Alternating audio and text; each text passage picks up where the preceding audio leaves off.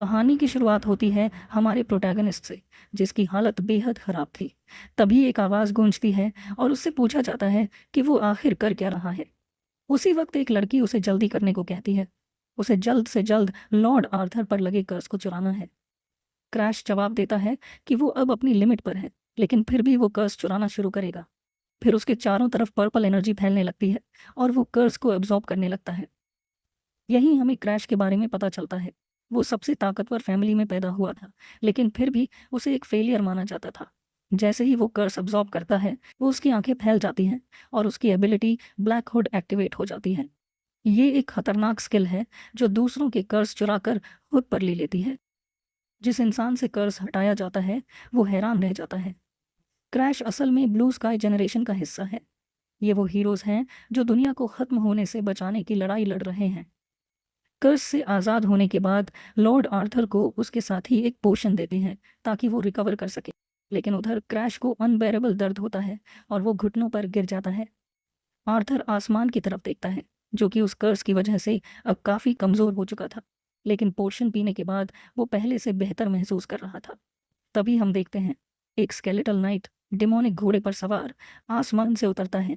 फिर बिना समय बर्बाद किए वो पहाड़ों की तरफ एक विशाल फायरबॉल फेंक देता है। आर्थर पूरी तरह होपलेस हो जाता है। वो सोचता है कि इतने कम लोगों के साथ उस ब्लू नाइट से लड़ना नामुमकिन है। उसकी तलवार जमीन पर गिर जाती है और वो कह देता है, ये लड़ाई हम नहीं जीत सकते। हताश आर्थर सिग्राना बेला और मैरी को अपने पास बुलाता है। सब लड़कियां उसे घेर कर गले लगा लेती हैं। उसी बीच दर्द से तड़पता हुआ क्रैश उठता है और आर्थर को आवाज़ देता है। क्रैश को गुस्सा आने लगता है। वो सोचता है, ये ह्यूमैनिटी का सबसे बड़ा हीरो आखिर ऐसे कैसे हार मान सकता है। आर्थर के मुंह से खून टपक रहा होता है और वो कहता है, उस चीज़ को हराना नामुमकिन है। क्रैश ये सुनकर अंदर से टूट जाता है। उसे लगता है कि ह्यूमैनिटी का सबसे बड़ा हीरो अब जीत पर भरोसा ही नहीं रखता। लेकिन क्रैश बिल्कुल भड़क जाता है। वो देखता है कि आर्थर और उसका ग्रुप अपने पीछे मरे हुए साथियों की लाशें छोड़कर खड़े हैं। क्रैश गुस्से में चिल्लाता है, यहाँ पर कितने लोग मारे गए? क्या सिर्फ इसीलिए ताकि तुम अपनी उन लड़कियों के साथ खड़े रह सको? तभी एक लड़की उसे चुप रहने को कहती है। शॉन आर्थर का बचाव करती है और क्रैश की इंसल्ट करने लगती है। उसे ट्रैश कहती है, जो सिर्फ कर्स चुरा सकता है। ये सुनकर क्रैश पूरी तरह आग बबूला हो जाता है। वो चिल्लाकर कहता है, तुम्हारी हिम्मत कैसे हुई मुझे ट्रैश कहने की? वो आर्थर के ग्रुप की तरफ इशारा करके पूछता है, क्या तुम्हें याद है तुम्हारी जान किसने बचाई थी? क्रैश कहता है कि अगर उसकी एबिलिटी नहीं होती तो ये लोग यहाँ तक पहुँच भी नहीं पाते। उसकी आंखों में पागलपन झलकने लगता है और वो कहता है, चलो तुम्हारी याददाश्त फ्रेश कर देता हूँ। सबसे पहले वो अबेला की तरफ देखता है, मैजिक टावर की विच और ब्लू स्काई जेनरेशन की मेंबर। क्रैश याद दिलाता है कि वो मैजिक यूज़ नहीं कर पा रही थी क्योंकि उस पर कर्स लगा था, जो उसे ही चुराना पड़ा था। वो बताता है कि जब वो उसके कर्ज का दर्द झेल रहा था, तब अबेला ने उस पर हमला कर दिया था, वो भी सिर्फ इसीलिए क्योंकि वो पेन किलर्स लेने गया था। अबेला का चेहरा शौक से भर जाता है। उसे सब याद आ जाता है। क्रैश कहता है कि उसका दूसरों को इग्नोर करने वाला एटीट्यूड आज तक नहीं बदला। फिर वो मैरी डियाना की तरफ मुड़ता है और वो उसे ब्रेनलेस कहता है, जो हर कर्ज में फंस जाती थी और फिर उसके सामने रोती थी। क्रैश उसे याद दिलाता है कि उसी प्रिंसेस ने उसे ट्रैश कहा था जब उसने अपनी आंखें सैक्रिफाइस करके उसकी आंखें ठीक की थी। वो पूछता है, क्या तुम्हें पता भी है कि तुम्हारी मदद करते वक्त मुझे कैसा लगता था? फिर उसे एकेडमी के दिन याद आने लगते हैं, जहाँ पर कि उसे काफ़ी बुली किया जाता था, सिर्फ इसीलिए क्योंकि वो लड़ नहीं सकता था। फिर भी उसने सब सहा और उसने उसकी आंखें ठीक की, क्योंकि वो ब्लू स्काई जेनरेशन का हिस्सा थी, क्योंकि वो दुनिया बचाने वाले हीरोज़ में से एक थी, जबकि वो खुद सिर्फ एक बदनाम इंसान बनकर रह गया। एक ऐसा इंसान जिसे कि सबने बेकार समझा। अब उसे ये समझ नहीं आ रहा था कि आखिर उसके अब तक कि सबकी गंदगी साफ करने का क्या फ़ायदा था। तभी लॉर्ड आर्थर उसे बोलता है, अगर कोई और होता तो शायद ये नामुमकिन होता, लेकिन क्रैश, तुम्हें ही दुनिया बचानी चाहिए थी। ये सुनकर हमारा एमसी अपने पुराने दिनों को याद करता है। वो वक्त जब उसने आर्थर को एक महान हीरो और लीडर माना था। वो हर फ्रंट लाइन पर खड़ा रहता था और क्रैश ने तभी तय कर लिया था कि वो हमेशा उसके साथ रहेगा। इसीलिए वो पूछता है, जब हम बिल्कुल अंत में पहुंच चुके हैं, तब आप इतनी आसानी से हार क्यों मान रहे हैं? तभी आर्थर ठंडे स्वर में कहता है, अब जब दुनिया वैसे भी खत्म होने वाली है तो सच बता देना ही ठीक होगा। और फिर वो उन्हें एक चौंकाने वाला सच बताता है।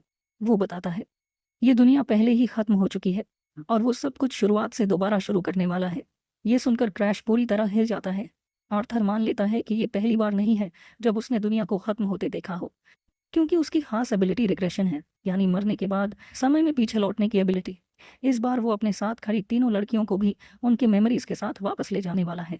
क्रैश सब समझ जाता है और वो सोचता है कि अगर सब लोग अपने पुराने एक्सपीरियंस के साथ दोबारा शुरू करें तो अगली बार दुनिया बचने के चांसेस ज़्यादा होंगे। लेकिन फिर क्रैश उससे पूछता है, और मेरे बारे में आपने क्या सोचा है? तभी आर्थर के चेहरे पर एक काफ़ी डेविलिश हंसी आ जाती है और वो बड़ी ही कोल्ड तरीके से कहता है, तुम अब मेरी प्लानिंग का हिस्सा नहीं हो। ये सुनते ही क्रैश की दुनिया टूट जाती है। आर्थर मानता है कि उसकी ब्लैक हुड एबिलिटी काफ़ी यूज़फुल थी, क्योंकि वो किसी भी कर्स को चुरा सकती थी। मगर फिर वो आगे कहता है, लेकिन एक टूटे हुए इंसान को साथ ले जाने का क्या फ़ायदा? अगली ज़िंदगी में तुम्हारा नया और क्लीन वर्जन ज़्यादा काम का होगा। क्रैश समझ जाता है कि उसे हमेशा एक डिस्पोजेबल टूल की तरह इस्तेमाल किया गया, हर लाइफ में, जब तक काम कर रहा और फिर छोड़ दिया गया। आर्थर आखिर में कहता है, मगर घबराओ मत, मैं अगली ज़िंदगी में भी तुम्हारा यूं ही इस्तेमाल करूंगा, और फिर उसके बाद वाली ज़िंदगी में भी। क्रैश टूट जाता है। वो आखिरी बार चिल्लाता है, कृपया मुझे भी अपने साथ ले चलो। लेकिन बहुत देर हो चुकी होती है। उसकी ताकत और चेतना दोनों खत्म होने लगती हैं और उसे एहसास होता है कि दुनिया खत्म होने से पहले ही वो मर जाएगा। लेकिन तभी उसके दिमाग में एक बात आती है कि ब्लैक हुड टेक्निक सिर्फ कर्सेस नहीं, बल्कि एबिलिटीज़ भी चुरा सकती है। अब उसके पास खोने को कुछ नहीं बचा था। वो पूरी ताकत झोंक देता है और अपनी एबिलिटी एक्टिवेट करता है। उसी पल आर्थर और वो तीनों लड़कियां रिग्रेशन शुरू कर देते हैं। लेकिन तभी क्रैश के शरीर से काली बैंगनी एनर्जी निकलती है और सीधे आर्थर पर टूट पड़ती है। क्रैश हंसता है। उसकी चाल काम कर गई थी। वो रिग्रेशन एबिलिटी चुरा रहा था। आर्थर काफ़ी ज़्यादा डर जाता है और मन ही मन सोचता है, क्या इसने अभी भी हार नहीं मानी? क्रैश हंसते हुए कहता है, मैंने भी तुम्हारे साथ अनगिनत दुनिया खत्म होते देखी हैं, और हर बार जब मैं बेकार हो गया तुम मुझे छोड़ गए। अब तुम्हारी बारी है। वो नीले नाइट की तरफ इशारा करता है। दुनिया तो वैसे भी खत्म होने वाली है। आर्थर को उसकी आंखों में पागलपन दिखता है, लेकिन क्रैश को अब किसी बात का फर्क नहीं पड़ता और वो कहता है, अगर तुम दुनिया नहीं बचाओगे तो अगली ज़िंदगी में मैं इस दुनिया को बचाऊंगा। और फिर रिग्रेशन एक्टिवेट हो जाती है। उसकी चेतना समय के पार बहने लगती है। अचानक वो एक बच्चे के रोने की आवाज़ से जागता है। चारों तरफ एक आलीशान कमरा, सब कुछ बहुत जाना पहचाना लगता है। धीरे धीरे उसे समझ आता है वो फिर से बच्चा बन चुका है। सिस्टम कंफर्म करता है, रिग्रेशन कंप्लीट, एज 13 ईयर्स। अब कहानी की असली शुरुआत होती है। दुनिया में एक फिनोमिनन है, वर्ल्ड इरोजन, जिससे एनवायरनमेंट बदल जाता है और दूसरे डायमेंशन के मॉन्स्टर्स दुनिया में घुस आते हैं। ये मॉन्स्टर्स इंसानों जैसे भी दिखते हैं और अलग अलग भयानक रूप रखते हैं। आम इंसान इनके सामने कुछ नहीं कर सकते, सिर्फ भाग सकते हैं या मदद की गुहार लगा सकते हैं। लेकिन कुछ लोग होते हैं जो तलवार और मैजिक से इनका सामना करते हैं। यही हैं वो हीरोज़ जो अपनी जान जोखिम में डालकर दुनिया को बचाने की कोशिश करते हैं। और हमारा क्रैश भी इसी का हिस्सा था। कमज़ोर बॉडी होने के बावजूद जो सिर्फ कर्सेस सील कर सकती थी, वो इस जनरेशन में शामिल हुआ। लेकिन असल में उसका इस्तेमाल बस एक कर्स एब्जॉर्बर की तरह किया गया और आखिर में उसे धोखा दे दिया गया। अपनी मिजरेबल जिंदगी को याद करते करते वो अचानक बिस्तर पर जाग जाता है। पूरा कंफ्यूज्ड होकर वो इधर उधर देखता है और पहचान जाता है, ये उसका पुराना कमरा है। उसे मौसम अजीब लगता है। पहले सर्दी थी और अब तेज गर्मी। वो समझ जाता है कि ये एज्योर पाइन मैंशन है, वही जगह जहाँ वो बचपन में रहता था। इसका मतलब साफ था, उसका आखिरी गैम्बल काम कर गया था। उसने सच में आर्थर की रिग्रेशन एबिलिटी स्टील कर ली थी। ये सोचकर वो शॉक्ड भी होता है और रिलीव्ड भी। लेकिन उसके दिमाग में सवाल आता है, वो एबिलिटी स्टील कैसे कर पाया? लोग सोचते हैं कि ब्लैक हुड एक फ्री स्किल है, लेकिन उसमें एक बहुत बड़ा फ्लॉ है। किसी की एबिलिटी स्टील करने के लिए एक लॉक अनलॉक करना पड़ता है। ये लॉक इस बात पर डिपेंड करता है कि सामने वाला उस चीज़ को कितनी वैल्यू देता है। अगर कोई चीज़ ओनर के लिए बहुत प्रेशस है तो उसे स्टील करना बेहद मुश्किल हो जाता है। जितनी ज़्यादा वैल्यू उतनी ज़्यादा कंडीशंस। लेकिन जब उसने आर्थर से रिग्रेशन स्टील की, कोई लॉक आया ही नहीं। इसका मतलब सिर्फ एक था, आर्थर खुद इस एबिलिटी से छुटकारा पाना चाहता था। ये सोचकर एमसी को यकीन नहीं होता। हीरो ऑफ ह्यूमैनिटी इतनी पावरफुल एबिलिटी को छोड़ना चाहता था। उसे याद आता है कि आर्थर कई बार अजीब बिहेव करता था, जैसे दुनिया को बचाना उसके लिए कोई बोरिंग काम हो। बार बार एक डूम्ड वर्ल्ड को अकेले रीसेट करना शायद उसकी सैनिटी तोड़ चुका था। आर्थर के लिए रिग्रेशन अब एक ब्लेसिंग नहीं बल्कि एक कर्स बन चुका था। इसीलिए वो मेमोरीज लड़कियों को देकर खुद पीछे हटना चाहता था। इसका मतलब साफ था, आर्थर रिग्रेशन के बिना उस रूइंड वर्ल्ड में फंस गया था और ब्लू नाइट के उस अटैक में वो मर चुका होगा। एमसी बिटर हंसी हंसता है और वो कहता है, मैंने वो स्किल ले ली जिसे वो फेंकना चाहता था, उसे थैंकफुल होना चाहिए। उसके दिमाग में पुरानी यादें उमड़ पड़ती हैं, कैसे सब उसे इग्नोर करते थे, कैसे उसकी सफरिंग किसी को दिखती ही नहीं थी।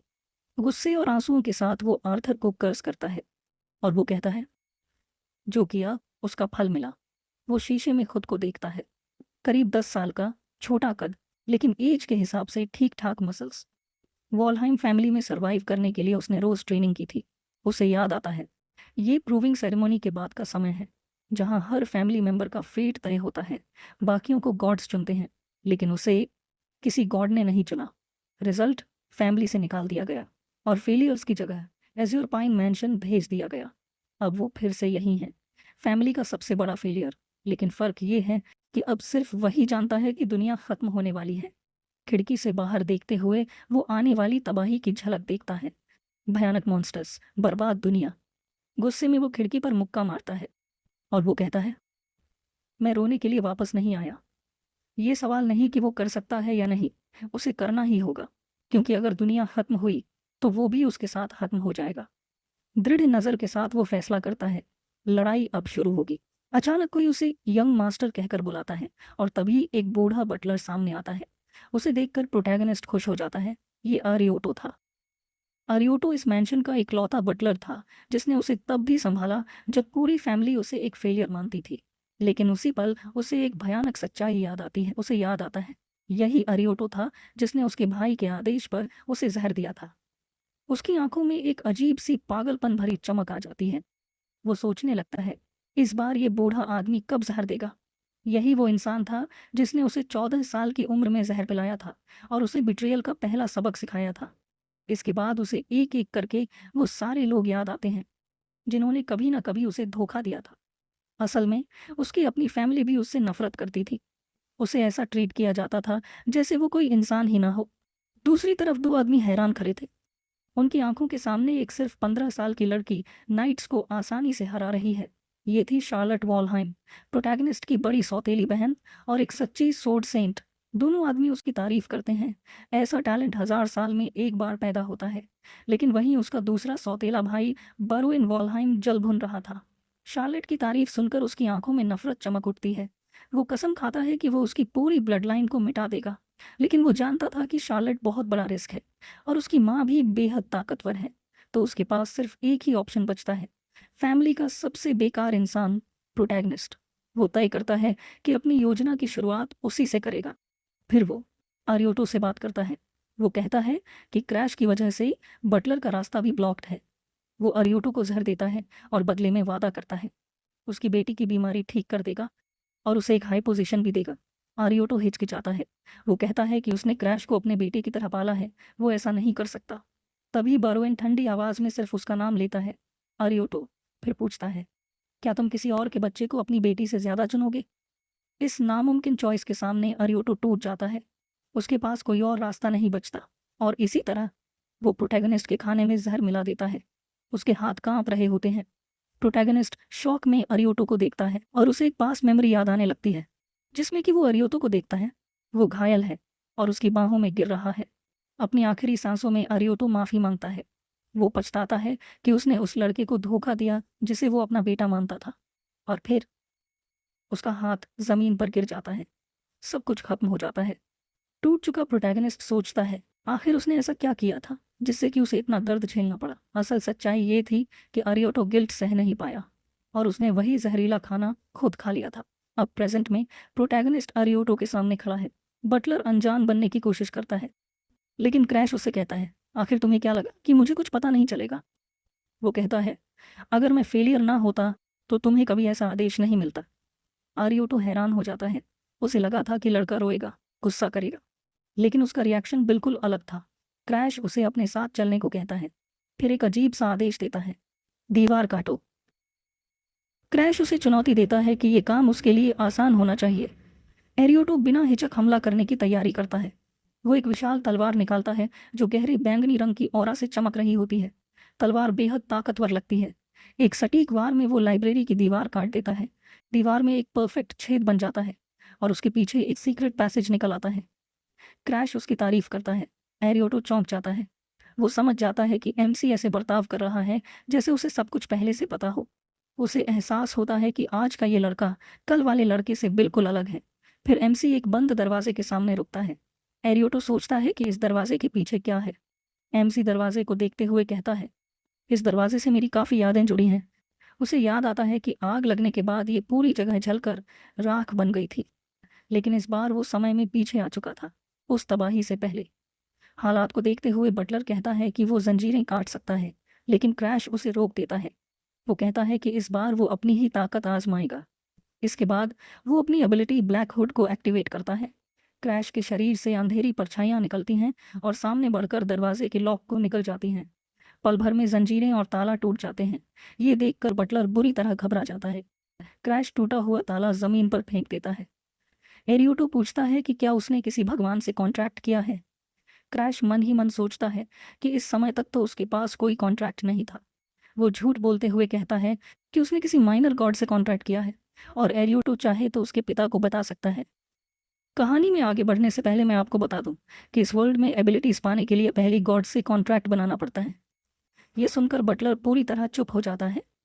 उसे याद आता है कि कल तक लड़के की आंखों में जीने की कोई इच्छा नहीं थी। वो मान लेता है कि भगवान से कॉन्ट्रैक्ट करने के बाद क्रैश एकदम बदल गया है। उसे लगता है कि क्रैश में भी वही खून बह रहा है जो जीनियस शार्लॉट में है और अब उसमें भी पोटेंशियल है। एरियोटो दांत भींच लेता है जैसे उसने कोई बड़ा फैसला कर लिया हो।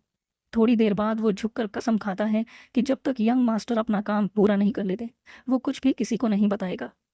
क्रैश समझ जाता है कि रिग्रेशन का ये एक नुकसान है। उसके अलग एक्शंस की वजह से लोगों का व्यवहार भी बदल रहा है। क्रैश सोचता है कि क्या आर्थर ने जानबूझकर उसे एबिलिटी चुराने दी थी। फिर वो तय करता है कि एरियोटो की लॉयल्टी पक्की करनी होगी। फिर वो उस बटलर से कहता है कि अभी वो जो चाहे करे, उसकी बेटी के इलाज के बारे में बाद में सोचा जाएगा। फिलहाल सबसे ज़रूरी चीज़ है सीक्रेट लाइब्रेरी। जैसे ही दरवाज़ा खुलता है तेज़ रोशनी फैल जाती है। अंदर से एक ज़बरदस्त एनर्जी फूट पड़ती है और क्रैश पीछे जा गिरता है।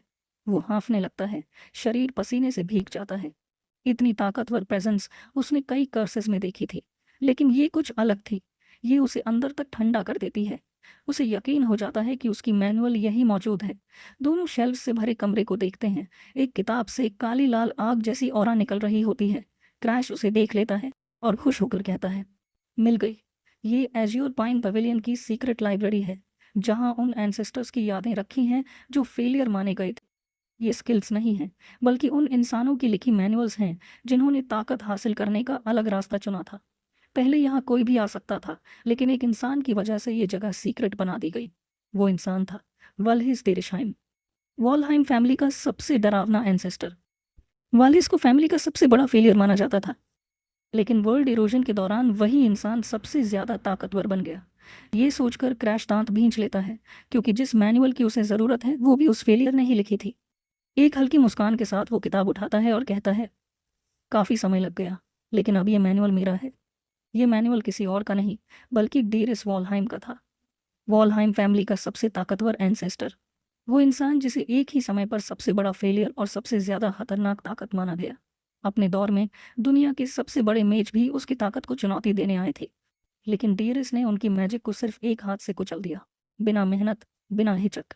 उसकी मुस्कान पागलपन से भरी हुई थी और जो भी उसके सामने आया सब हार गए। कोई भी उसे रोक नहीं सका। उसकी सीक्रेट टेक्निक का नाम था एक्सट्रीम ब्लड पॉइजन।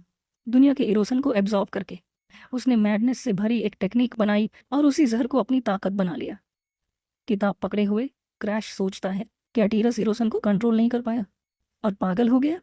उसे याद आता है, जब वो खुद कर्स से प्रभावित हुआ था तो उसने ब्लैक हुड से कर्स को वीकन किया था।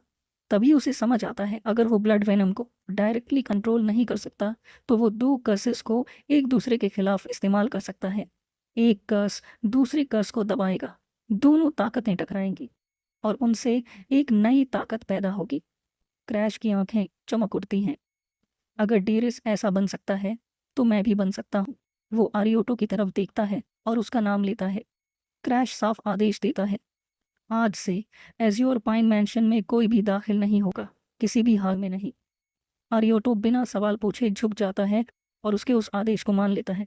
और उसी पल वो फैसला कर लेता है, अब वो बरोएन का नहीं, क्रैश का आदमी है। दूसरी तरफ बरोएन गुस्से में सब कुछ तोड़ रहा होता है। उसे पता चलता है कि आरियोटो ने उसका ऑफर ठुकरा दिया। वो अखबार में शार्लेट की तारीफ देखकर और भड़क जाता है। उसके लिए शार्लेट और क्रैश दोनों उसकी आंखों में चुभते हैं। उसकी बहन लिलिश भी नफरत भरी नज़रों से देख रही होती है। बरोएन के दांत गुस्से से भींग जाते हैं। वो एक सर्वेंट को आदेश देता है, एज्योर पाइन मैंशन जाकर पता करो। लेकिन सर्वेंट लौट कर बताता है, अंदर जाने नहीं दिया गया, बटलर ने रास्ता बंद कर रखा है। ये सुनकर बरोएन पागल हो जाता है। वो क्रैश को एरोगेंट फेलियर कहता है। उसी वक्त एज्योर पाइन मैंशन के अंदर क्रैश एक पर्पल ऑरा में बैठा मेडिटेट कर रहा होता है।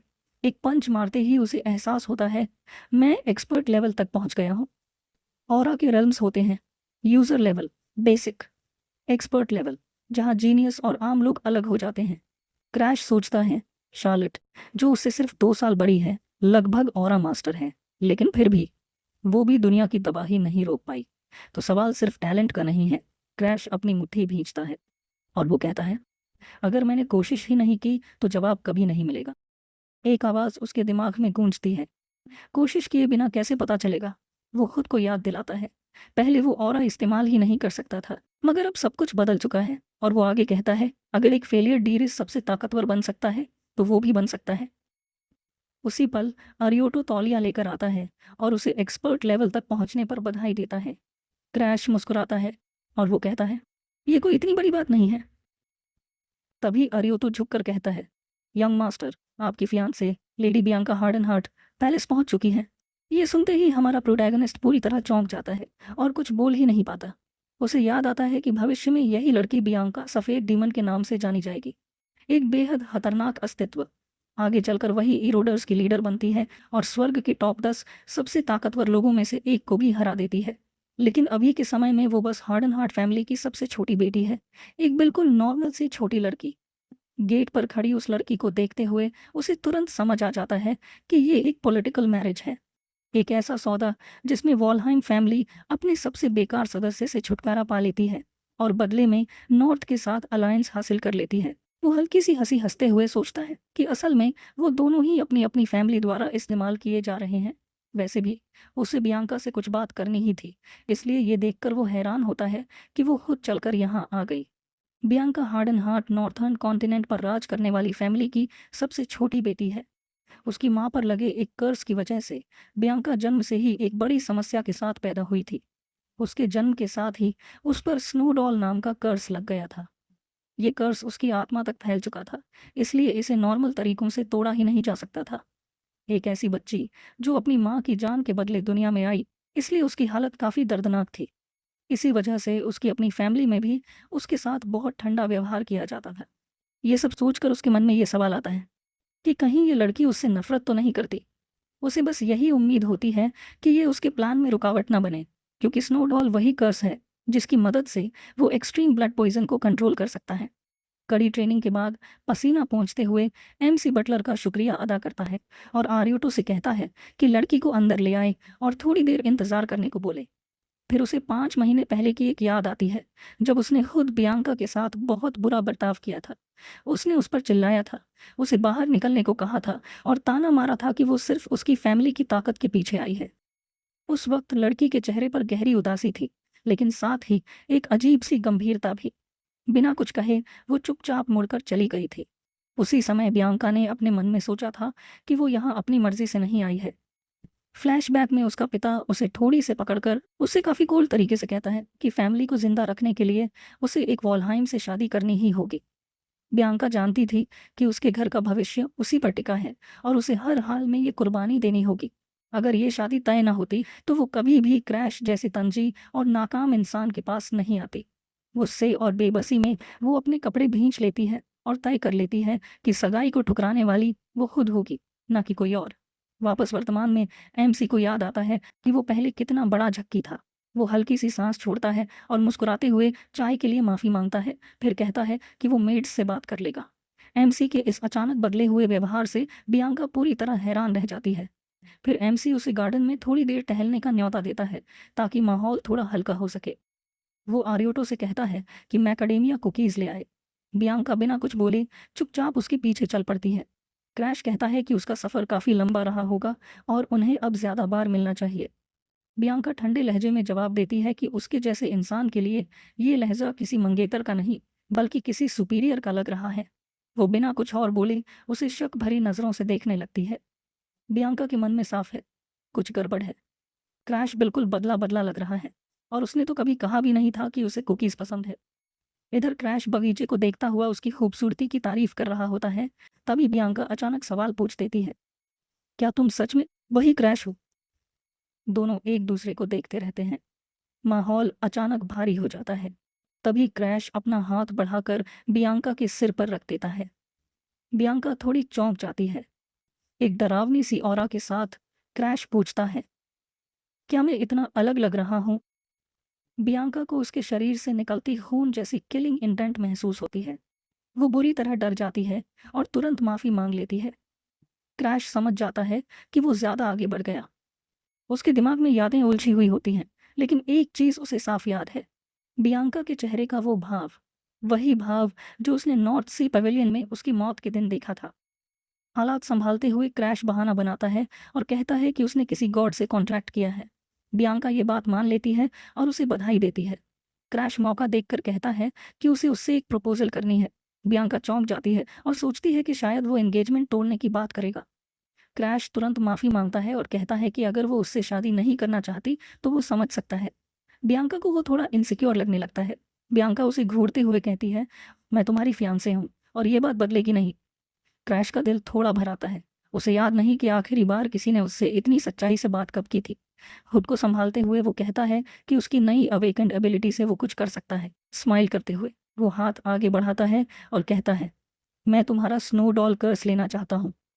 बियांका सन्न रह जाती है। उसे याद है कि कितने बड़े बड़े एक्सपर्ट्स भी उसका कर्ज नहीं हटा पाए। वो पूछती है, क्या तुम सच में कर्ज लेने की बात कर रहे हो? क्रैश हाँ कहता है और ये भी जोड़ देता है कि बदले में एंगेजमेंट भी तोड़ी जा सकती है। ये सुनकर बियांका के मन में मिसअंडरस्टैंडिंग पैदा हो जाती है। वो सोचती है कि क्रैश अपने परिवार से परेशान है, इसलिए शायद अपनी भावनाएं मिटाना चाहता है। उसे डर लगने लगता है कि कहीं क्रैश मानसिक रूप से टूट तो नहीं रहा। उसे एक मेज की बात याद आती है। जब कोई इंसान अपनी लिमिट पर पहुंचता है तो उसका दिमाग बीमार हो सकता है। वो इंसान बदल सकता है या खुद को नुकसान पहुंचा सकता है। इसी सोच के साथ बियांका उसका हाथ पकड़ लेती है। वो कहती है, तुम ठीक हो जाओगे। तुम्हें अपने इमोशंस काबू में करने के लिए किसी कर्ज की ज़रूरत नहीं है। क्रैश पूरी तरह कंफ्यूज्ड हो जाता है। वो कहता है कि वो सब गलत समझ रही है। बियांका चेतावनी देती है कि वो उससे बार बार मिलने आएगी। क्रैश पूछता है, क्यों? तुम तो मुझे पसंद नहीं करती। बियांका जवाब देती है, मैं किसी खतरे में पड़े इंसान को छोड़ नहीं सकती। क्रैश समझ जाता है, वो जिद्दी है और पूरी तरह गलत समझ बैठी है। अब जब वो कोऑपरेट ही नहीं कर रही, क्रैश फैसला करता है, वो ज़बरदस्ती कर्ज चुराएगा। उसकी ब्लैक हुड एबिलिटी एक्टिवेट होती है। बैंगनी रंग की एनर्जी बियांका को चारों तरफ से घेर लेती है। बियांका के हाथों में भी एक ज़बरदस्त शक्ति इकट्ठा होने लगती है, जैसे वो आने वाली चीज़ के लिए खुद को तैयार कर रही हो। तभी एक अनलॉक कंडीशन सामने आती है। क्रैश की आंखें फैल जाती हैं। वो पूरी तरह चौंक जाता है। कर्ज चुराने की कंडीशन असल में बहुत सिंपल थी, बियांका का दोस्त बनना। ये समझते ही हमारे एमसी को एहसास होता है कि ये एक डबल लॉक है। ये कर्ज उसके साथ जन्म से जुड़ा हुआ है। वो सोचता है कि उसका दोस्त बनना उसका फियांसे बनने से भी ज़्यादा मुश्किल है, क्योंकि बियांका के अंदर इमोशंस ही नहीं है। इसलिए वो फैसला करता है कि वो उसे अपने पास ही रखेगा ताकि उसका ट्रांसफॉर्मेशन रोका जा सके और सही मौका मिलते ही कर्ज भी चुरा लिया जाए। एक तीर से दो निशाने। इसी वजह से वो बियांका की बात सुनने के लिए मान जाता है और बोलता है कि उसे उससे बार बार मिलना अच्छा लगेगा। बियांका कहती है कि वो पहले अपने पिता से बात करेगी और फिर वापस आएगी। वो उसे जाते हुए देखता है और सोचता है कि तब तक वो सीक्रेट मैनुअल्स पढ़ेगा। अगले ही दिन वो देखता है कि मैंशन के सामने बॉक्सेस से भरी एक कार्ट आकर रुकती है। कई लोग सामान उतारने लगते हैं। तभी एक आवाज़ आती है और हमारा एमसी चौंक जाता है। वो बियांका होती है। वो कैजुअली बोलती है कि उसने आज से यहीं रहने का फैसला कर लिया है। ये सुनकर एमसी पूरी तरह शॉक में चला जाता है। कुछ समय बाद जब वो सोकर उठता है तो उसे एहसास होता है कि उसके पास कोई सो रहा है। वो देखता है बियांका उसके साथ सो रही होती है। एमसी सोचता है कि क्या ये अब आदत बन गई है। वो जम्हाई लेते हुए बोलता है कि अगर किसी ने देख लिया तो गलत मतलब निकाल लेंगे। बियांका उठती है, उसे ग्रीट करती है और उल्टा उससे पूछती है कि वो यहाँ क्यों है। ये सुनकर क्रैश थोड़ा इरिटेट हो जाता है। इसके बाद हम कुछ देर बाद का सीन देखते हैं, जहाँ पर कि क्रैश अब पूरी तरह से ट्रेनिंग पर फोकस करने लगता है ताकि अपनी नई डार्क एनर्जी को कंट्रोल कर सके। उसे एहसास होता है कि बियांका के आने के बाद कई महीने गुजर चुके हैं। वो उस दिन को याद करता है जब बियांका आई थी और बोली थी कि अब वो यहीं रहेगी। वो तब भी शॉक में था और उससे कह रहा था कि वो उसका ख्याल रखेगा। उसने पूछा था कि क्या वो सच में शिफ्ट हो चुकी है, तो बियांका ने कहा था कि उसके फैमिली ने तुरंत परमिशन दे दी। एमसी को चिंता हुई कि सिर्फ 12 साल की उम्र में इतनी दूर रहना उसके लिए ठीक रहेगा या नहीं। लेकिन फिर उसे समझ आया, बियांका के अंदर इमोशंस नहीं है, इसलिए फैमिली से दूर रहना उसे अफेक्ट ही नहीं करता। वो सोचता है कि शायद यही उनके दोस्त बनने की सबसे अच्छी कंडीशन है। ट्रेनिंग करते करते उसे एहसास होता है कि साल खत्म होने वाला है और लाहलिन एकेडमी खुलने वाली है। रिग्रेशन से पहले यही एकेडमी ब्लू स्काई जनरेशन को ट्रेन करती थी। अपने पुराने साथियों को याद करते ही उसके दांत गुस्से से भीग जाते हैं, मगर फिर एक खतरनाक मुस्कान के साथ वो सोचता है, उसे उनकी वीकनेसेस पता हैं और वो उनकी स्किल्स भी चुरा सकता है। अगले साल वो 14 का हो जाएगा, मतलब उसके पास सिर्फ 1 साल है स्ट्रांग बनने के लिए। लेकिन वो नोटिस करता है कि उसकी टैलेंट ग्रोथ लिमिट पर पहुंच रही है। वो सोचता है कि कहीं बिगिनर लेवल ही उसकी लिमिट तो नहीं। इस बैरियर को तोड़ने के लिए उसे बियांका का कर्स चुराना होगा और ब्लड पॉइजन को मास्टर करना होगा। जब वो अपने रूम से बाहर निकलता है तो बियांका वहीं बैठी मिलती है। वो पूछता है, फिर से मेरा इंतज़ार कर रही थी? बियांका हाँ में जवाब देती है और कहती है कि वो उसे अकेला नहीं छोड़ सकती। ये सुनकर एमसी थोड़ा टेंस हो जाता है। गर्मी से ही बियांका उसे हर जगह फॉलो कर रही है, यहाँ तक कि बाथरूम तक। एमसी सोचता है कि ये लड़की उसे दोस्त कब मानेगी। वो उसे बाहर खेलने के लिए बुलाता है, लेकिन तभी आर्यो तो बीच में आ जाता है और उसे यंग मास्टर कहकर बुलाता है। बटलर बताता है कि स्टार सेंचुरी से इनविटेशन आया है। एमसी क्यूरियस हो जाता है। ये 1 साल में एक बार होने वाली पार्टी होती है जहाँ माइनर्स फ्रेंडशिप्स बनाते हैं। क्रैश को इवेंट याद आता है और वो बटलर को थैंक्स बोलता है। वो सोचता है कि रिग्रेशन से पहले वो एक रिक्लूज था, इसीलिए उसकी मेमोरीज थोड़ी धुंधली है। सीरियस होकर वो सोचता है कि आगे क्या करना चाहिए। उसे लगता है कि उसका भाई वहाँ होगा, इसलिए वो जाने का फैसला करता है ताकि आरियोटो फिर से मैनिपुलेट ना हो। एमसी इनविटेशन एक्सेप्ट करता है। बियांका भी कहती है कि वो भी जाएगी। बटलर वॉर्न करता है कि वहाँ लोग एमसी को काफ़ी क्रिटिसाइज करेंगे। क्रैश कहता है कि बियांका भी टारगेट बन सकती है, तो उसका वहाँ ना जाना ही बेहतर होगा। लेकिन बियांका साफ मना कर देती है। वो कहती है कि वो उसके साथ ही जाएगी, किसी भी हालत में। आंखों में चमक के साथ वो बोलती है, अपने पार्टनर को प्रोटेक्ट करना एक फियांसे की ड्यूटी होती है। एमसी उसके सिर पर हाथ फेरता है और कहता है कि वो सिर्फ उसकी चिंता करता है। बियांका थोड़ी सोच में पड़ जाती है और उसकी आंखों में फिर वही पिटी वाली नज़र देखती है। वो सोचती है कि पिछले कुछ महीनों में क्रैश उसके साथ अजीब तरह से बहुत अच्छा रहा है। वो हमेशा पूछता है कि उसे क्या खाना है, उसे ठंड न लगे इसलिए ढक देता है। ये वार्मथ उसे बहुत सुकून देती है, क्योंकि उसके अपने घर में उसे ऐसा प्यार कभी नहीं मिला। इतना कि उसे अब उसकी पहली बुरी इंप्रेशन भी याद नहीं रहती। इसी वजह से वो दृढ़ आवाज़ में कहती है, मुझे अब तुमसे नफरत नहीं है और मैं जाऊंगी। बियांका साफ कर देती है कि ये फियांसे होने की वजह से नहीं, बल्कि उसकी अपनी मर्जी है। यह सुनकर एमसी पूरी तरह स्पीचलेस हो जाता है। वो बस चुपचाप उसकी बात मान लेता है। कुछ ही देर में कैरेज एक विशाल हॉल के सामने रुकती है और हम देखते हैं हमारे क्रैश और बियांका भी उस कार्ड में होते हैं। तभी क्रैश पूछता है, क्या ये जेरू हॉल है? बियांका उसकी गोद में सो रही होती है और वो सोचता है कि इतनी फेमस जगह रेंट करने के लिए लोगों के पास सच में बहुत पैसा होगा। आखिर नोबल्स को इसलिए रिस्पेक्ट मिलती है क्योंकि वो आम लोगों की जगह वर्ड इरोजन से लड़ते हैं। लेकिन वो सोचता है, जो लोग सिर्फ पार्टीज में इंटरेस्ट रखते हैं, क्या वो सच में स्टर्न का फ्यूचर हो सकते हैं? उसे पूरा यकीन है कि स्टार सैंक्चुरी में डिसेंट लोग बहुत कम होंगे। तभी अनाउंसर अनाउंस करता है, लॉर्ड क्रैश वॉलहेम और लेडी बियांका हार्डन हार्ट का आगमन हुआ है। लोग फुसफुसाने लगते हैं, नॉर्थ की ब्यूटी को वॉलहेम फैमिली के फेलियर से बांध दिया गया। क्रैश को नकली चापलूस नोबल्स के बीच रहना बहुत इरिटेट करता है। तभी एक लड़का, जिसके कैट ईयर्स होते हैं, पार्टी में किसी इंटरेस्टिंग को नोटिस करता है। वो अपने साथियों से कहता है कि बाकियों के उलट यहाँ कुछ असली नोबल्स भी आए हैं। ये है बराक हॉगमा, टाइगर बॉय, भविष्य का ब्लू स्काई जनरेशन मेंबर। तभी हम एल्फिन अमीलिया को देखते हैं, जो कि उसके पास खड़ी थी। और आखिर में वह एनेक्स ब्लेजर, लकड़ी के धनुष वाला लड़का भी मौजूद था, जो आगे चलकर स्टारिन के 3 हीरोज में से एक बनने वाला था। प्रोटैगनिस्ट को महसूस होता है कि ये तीनों उसे घूर रहे हैं और वो सोचने लगता है कि आखिर इनकी दिलचस्पी उसमें क्यों है। उसे अचानक याद आता है पिछली पार्टी का सीन, जहाँ शार्लेट खुलेआम डींगे मार रही थी कि उसे कोई हरा नहीं सकता। उसकी बहन ने अपनी ताकत दिखाकर स्टार सेंचुरी को पूरा गार्बेज डंप कह दिया था। उसे सब इतना बोरिंग लगा कि उसने छोटे क्रैश से कह दिया था कि वो अगले साल वापस नहीं आएगी। अब वर्तमान में अजीब सा माहौल देखकर प्रोटैगनिस्ट समझ जाता है कि उसकी बहन ने यहाँ भी कुछ न कुछ हंगामा जरूर मचाया होगा। उसी वक्त बियांका उसका कपड़ा खींचकर उसका ध्यान खींचती है। वो भी उस टेंशन को महसूस कर चुकी थी। बियांका उससे कहती है कि इन आवाज़ों पर ध्यान मत दो। प्रोटैगनिस्ट जवाब देता है कि वो बस शार्लेट के बारे में सोच रहा था।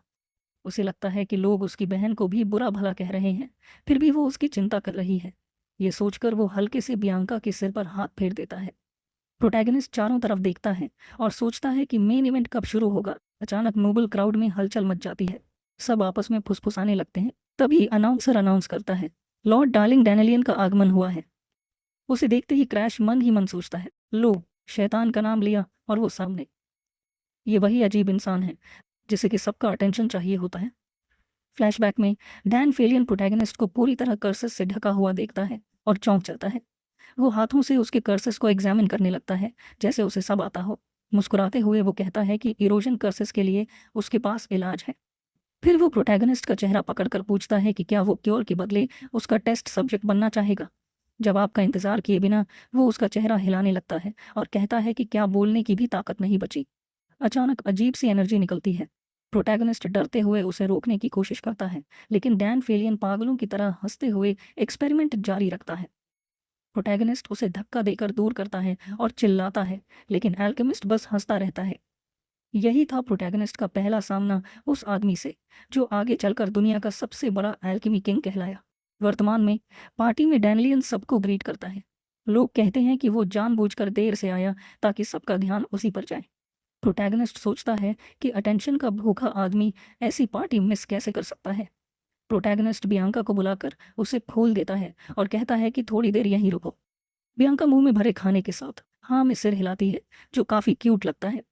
थोड़ी देर बाद प्रोटैगनिस्ट आगे बढ़ता है। डैनियलियन सोचता है कि ये लड़का कौन है। एनेक्स ग्लेजर पहचान लेता है, ये क्रैश वॉलहाइम है। अमेलिया कहती है कि ये दिखने में बिल्कुल शार्लेट जैसा है। ये सुनते ही सबका ध्यान उस पर चला जाता है। डैन फेलियन अचानक एक्साइटेड हो जाता है और दौड़कर पूछता है, क्या तुम सच में शार्लेट के छोटे भाई हो? प्रोटैगनिस्ट तंज कसते हुए पूछता है कि कोई काम है या बस उसकी सुंदरता से प्रभावित हो गए हो। डैनियलियन मुस्कुरा देता है। वो कहता है कि उसने सुना है कि प्रोटैगनिस्ट वर्ड इरोडर्स पर रिसर्च कर रहा है। प्रोटैगनिस्ट मुस्कुराकर पूछता है कि क्या इससे उसकी इंटरेस्ट जागी है। डैनियलियन उसे प्रोवोकेटिव ब्रैड कहता है और चेतावनी देता है कि अब वो उसके रेडार पर आ गया है। फिर वो हथियारों की तरफ देखकर उसकी उम्र पूछता है। डैनियलियन तलवार उठाकर उसे टेस्ट करने की तैयारी करता है। प्रोटैगनिस्ट बताता है कि वो 13 साल का है। एल्केमिस्ट हैरान होकर कहता है कि उसकी ऑरा किसी बच्चे जैसी नहीं है। अचानक डैनियलियन तलवार फेंकता है। प्रोटैगनिस्ट इंस्टिंक्टिवली उसे हवा में ही पकड़ लेता है और अगले ही पल एक तेज हमले को ब्लॉक कर देता है। गुस्से में वो पूछता है कि आखिर वो कर क्या रहा है। डैन फेलियन हंसते हुए कहता है कि वो बस शार्लेट के भाई को टेस्ट करना चाहता है। प्रोटैगनिस्ट अंदर ही अंदर सोचता है कि ये आदमी सिरदर्द है। लड़ते हुए भी एल्केमिस्ट उसे याद दिलाता है कि वो कुछ कहना चाहता था। प्रोटैगनिस्ट पूरी ताकत से काउंटर करने की तैयारी करता है। डैनियलियन हैरान होकर पूछता है कि एक स्किललेस फेलियर इतनी अच्छी फाइट कैसे कर रहा है। प्रोटैगनिस्ट जवाब देता है, वो रोज ट्रेनिंग करता है। फिर वो कर्स न्यूट्रलाइजेशन रिसर्च का जिक्र करता है। ये सुनकर डैन फेलियन पूरी तरह शॉक हो जाता है। प्रोटैगनिस्ट आगे बढ़ते हुए बताता है कि उसका रिसर्च है एक कर्स से दूसरे कर्स को न्यूट्रलाइज करना। ये सुनकर डैनियलियन वहीं पर रुक जाता है, तलवार पकड़े सोच में डूब जाता है। प्रोटैगनिस्ट डार्क ऑरा के साथ कहता है कि वो अपनी स्पेशल एबिलिटी से उसकी मदद करेगा, एक ऐसी एबिलिटी जो किसी भी कर्स को चुरा सकती है। डैनियलियन डर जाता है, फिर मुस्कुराकर सोचता है कि अगर ये सच है तो ये उसकी थ्योरी साबित करने का परफेक्ट मौका है। वो पूछता है कि बदले में क्या चाहिए। प्रोटैगनिस्ट शांत होकर कहता है उसे बस कर्सेस के लिए मेडिसिन चाहिए। मन ही मन प्रोटैगनिस्ट सोचता है कि सिर्फ एबिलिटीज चुराकर जीतना मुमकिन नहीं। ब्लू स्काई जनरेशन भी डिस्ट्रक्शन नहीं रोक पाई थी, इसलिए एक फेलियर को हर पॉसिबल तरीका अपनाना होगा। डैन फेलियन सोचता है कि ये भाई बहन एक तरफ जीनियस हैं और दूसरी तरफ पूरा पागलपन। थोड़ा संभलकर वो प्रोटैगनिस्ट से पूछता है कि क्या वो एक सवाल पूछ सकता है। डैनिलियन फिर प्रोटैगनिस्ट से पूछता है कि क्या वो न्यूली ओपन्ड लेंस एकेडमी जाने वाला है। एक सिनिस्टर स्माइल और डार्क ऑरा के साथ प्रोटैगनिस्ट जवाब देता है कि ये तो ऑब्वियस है कि वो जाएगा। लॉर्ड एल्केमिस्ट डैनिलियन काफ़ी एक्साइटेड हो जाता है। वहीं प्रोटैगनिस्ट सोचता है कि एकेडमी स्किल से भरी पड़ी होगी और वो वहाँ से बहुत कुछ स्टील कर पाएगा। डैनिलियन डील एक्सेप्ट कर लेता है और कहता है कि उसके बगल वाली जगह अभी खाली है। प्रोटैगनिस्ट मन ही मन सोचता है कि ये आदमी आज भी बिल्कुल नहीं बदला, लेकिन प्रोटैगनिस्ट कहता है कि उसके पास एक और बात है। वो डिस्कलरेशन डिजीज़ के बारे में पूछता है, एक ऐसी बीमारी जिसमें पहले स्किन नीली काली पड़ जाती है और अंत में मौत हो जाती है। प्रोटैगनिस्ट सीधे डैनिलियन से कहता है कि वो इस इनक्यूरेबल डिजीज़ का इलाज बनाए। डैनिलियन चिल्ला उठता है कि ये इम्पॉसिबल है, लेकिन प्रोटैगनिस्ट जानता है कि फ्यूचर में यही इलाज उसी आदमी ने बनाया था। वो मुट्ठी भींचकर पूरी कन्विक्शन के साथ डैनिलियन की आंखों में देखता है और कहता है कि उसे पूरा भरोसा है, वो कर सकता है। डैनिलियन की प्राइड को चोट लगती है, लेकिन वो मुस्कुरा देता है। दोनों फिस्ट बम्प करते हैं जैसे पुराने दोस्त हों। फिर क्रैश उससे कहता है कि जब क्योर तैयार हो जाए तो मैंशन आकर उससे मिले। जाने से पहले वो अचानक पूछ बैठता है, आखिर तुम मुझे देखकर यूं ब्लश क्यों कर रहे हो। फिर बिल्कुल पास आकर डैनिलियन बताता है कि उसे पुरुष भी पसंद है। ये सुनते ही प्रोटैगनिस्ट शॉक में आ जाता है और हॉल से भाग जाता है। भागते हुए वो सोचता है कि डैनिलियन हमेशा से ही अजीब इंसान रहा है। थोड़ी देर बाद प्रोटैगनिस्ट रुकता है और पीछे देखता है। लगता है उसने पीछा छुड़ा लिया है, लेकिन तभी उसकी एक्सप्रेशन सीरियस हो जाती है। उसी पल पार्टी के बीच हंगामा मच जाता है। एक रैंडम नोबल बियांका का हाथ जोर से पकड़ लेता है। बियांका मदद के लिए प्रोटैगनिस्ट को पुकारती है। उसकी आंखों में ठंडी चमक होती है। वो साफ इरिटेटेड है। अगले ही पल प्रोटैगनिस्ट हवा में उछलकर उस नोबल के चेहरे पर एक जबरदस्त लात दे मारता है। नोबल उड़ते हुए जमीन पर गिर जाता है। प्रोटैगनिस्ट गुस्से से उसे घूरता है और डार्क ऑरा के साथ पूछता है, तूने ये करने की हिम्मत कैसे की। वो और ज्यादा गुस्से में दोहराता है कि उसने उसकी फियांसे को जबरदस्ती पकड़ने की कोशिश की। नोबल डर से कांपने लगता है। प्रोटैगनिस्ट चिल्लाता है कि उसने एक 12 साल की लड़की पर हाथ डाला है और उसे ट्रैश कहता है। डरा हुआ नोबल सफाई देता है और बताता है कि उसने ये सब प्रिंसेस क्लॉडिया के आदेश पर किया है। ये नाम सुनते ही प्रोटैगनिस्ट पूरी तरह शॉक में आ जाता है। वो नोबल इस बात को कंफर्म करता है कि प्रिंसेस ने ही उसे बियांका को लाने के लिए भेजा था, लेकिन जब बियांका ने विरोध किया तो उसने ज़बरदस्ती करने की कोशिश की। क्रैश बियांका की तरफ देखता है, जो चुपचाप खड़ी होकर सब कुछ देख रही होती है। सबसे छोटी बेटी होने के साथ साथ वो कर्स्ड भी थी, इसलिए नोबल सोसाइटी हमेशा उसे नीची नज़र से देखती आई थी। प्रिंसेस आमतौर पर सिर्फ अपने भरोसेमंद सर्वेंट से ही मिलती थी, इसीलिए क्रैश को ये बात अजीब लगती है कि प्रिंसेस अचानक बियांका को बुलाए। वो थोड़ी देर सोचता है और समझ जाता है कि इस कहानी में कुछ तो बहुत गलत है।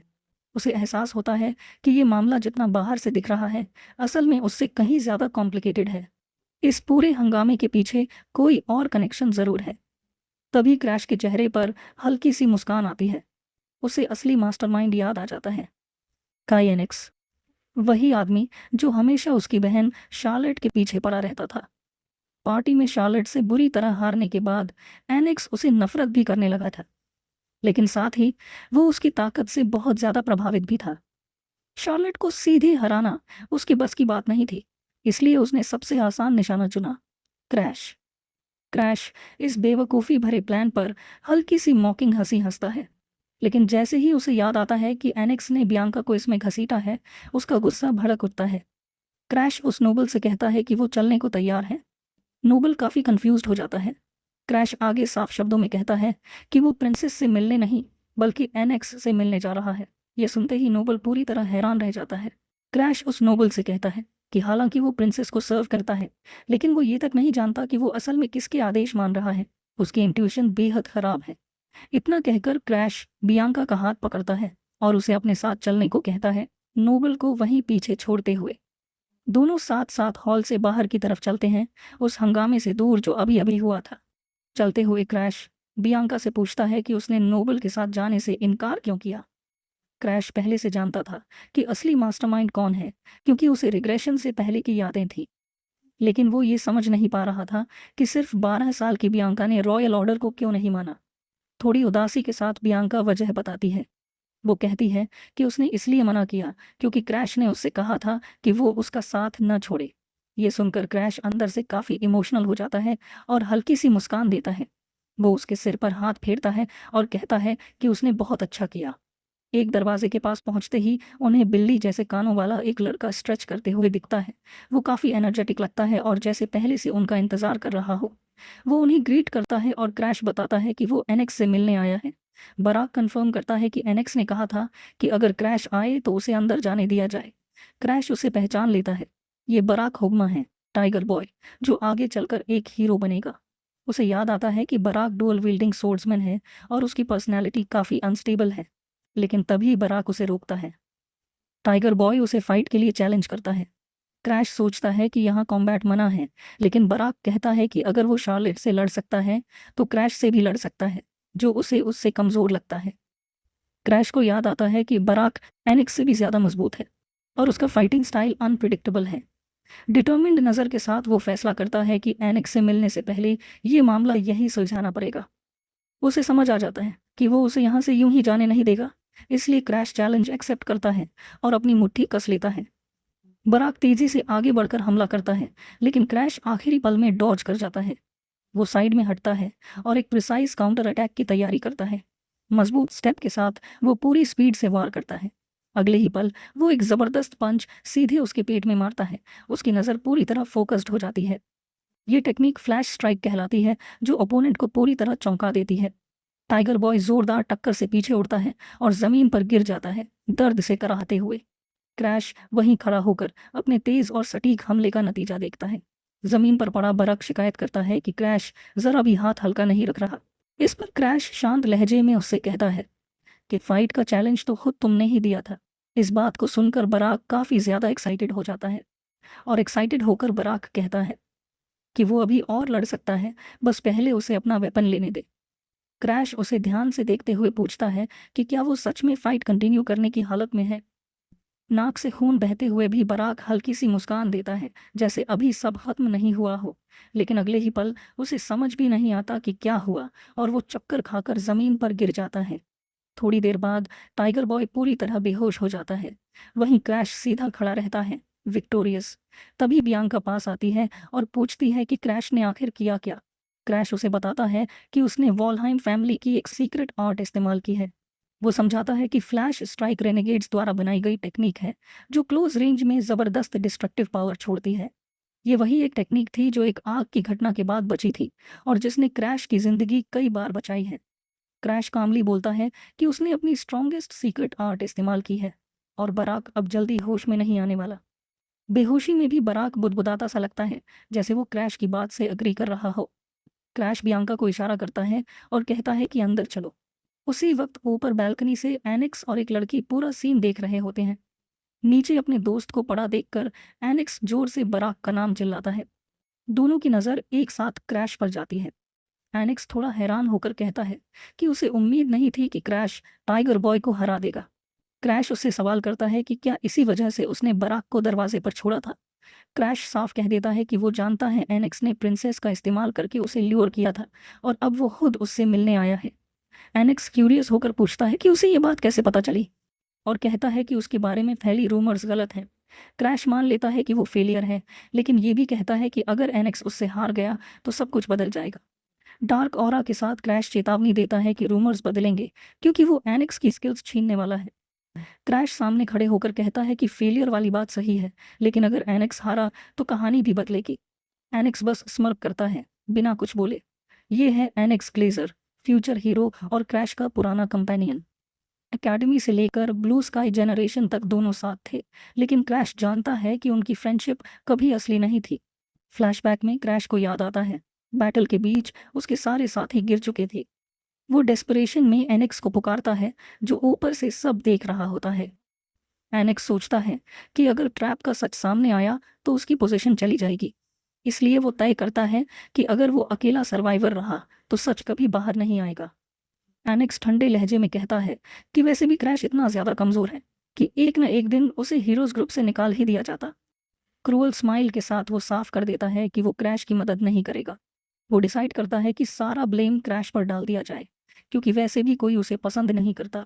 सिनिकली वो क्रैश को एंड तक दोस्त रहने के लिए थैंक्स कहता है। ये सुनकर क्रैश को एहसास होता है कि ये सीधा बिट्रेयल था। गुस्से में वो चिल्लाता है कि एनेक्स कभी उसका दोस्त था ही नहीं, वो बस शार्लेट से डरता था। एनेक्स ठंडी नज़र से देखता है और कहता है कि यही वजह है कि वो क्रैश से नफरत करता है। वो जोड़ता है कि क्रैश के पास स्किल नहीं है, लेकिन इंट्यूशन तेज़ है और वो हमेशा किसी को ब्लेम करने की कोशिश करता है। एनेक्स कहता है कि अगर शार्लेट की शादी हो गई तो उनका रिश्ता वहीं ख़त्म हो जाएगा। वो पीठ मोड़ लेता है, फिर रुक कर मुस्कुराता है और कहता है कि शार्लेट एक ही दिन शादी और फ्यूनरल नहीं चाहेगी। क्रैश उसे कोसता है। धीरे धीरे उसकी ताकत जवाब देने लगती है, हाथ क्लिफ से फिसलने लगता है। आखिरी पल में क्रैश सोचता है, क्या ये सच में उसका अंत है? तभी वहाँ पर आर्थर आ जाता है, उसे बचाता है और पूछता है कि वो ठीक है या नहीं। यहीं से उनकी टीम बनती है। प्रेजेंट में लौटते हुए क्रैश सोचता है कि वही पल उसकी बैड लक की शुरुआत था। आर्थर की वजह से एनेक्स जनरेशन से बाहर हुआ और बाद में प्रिंसेस से शादी करने की कोशिश करने लगा, लेकिन अब हालात बदल चुके थे।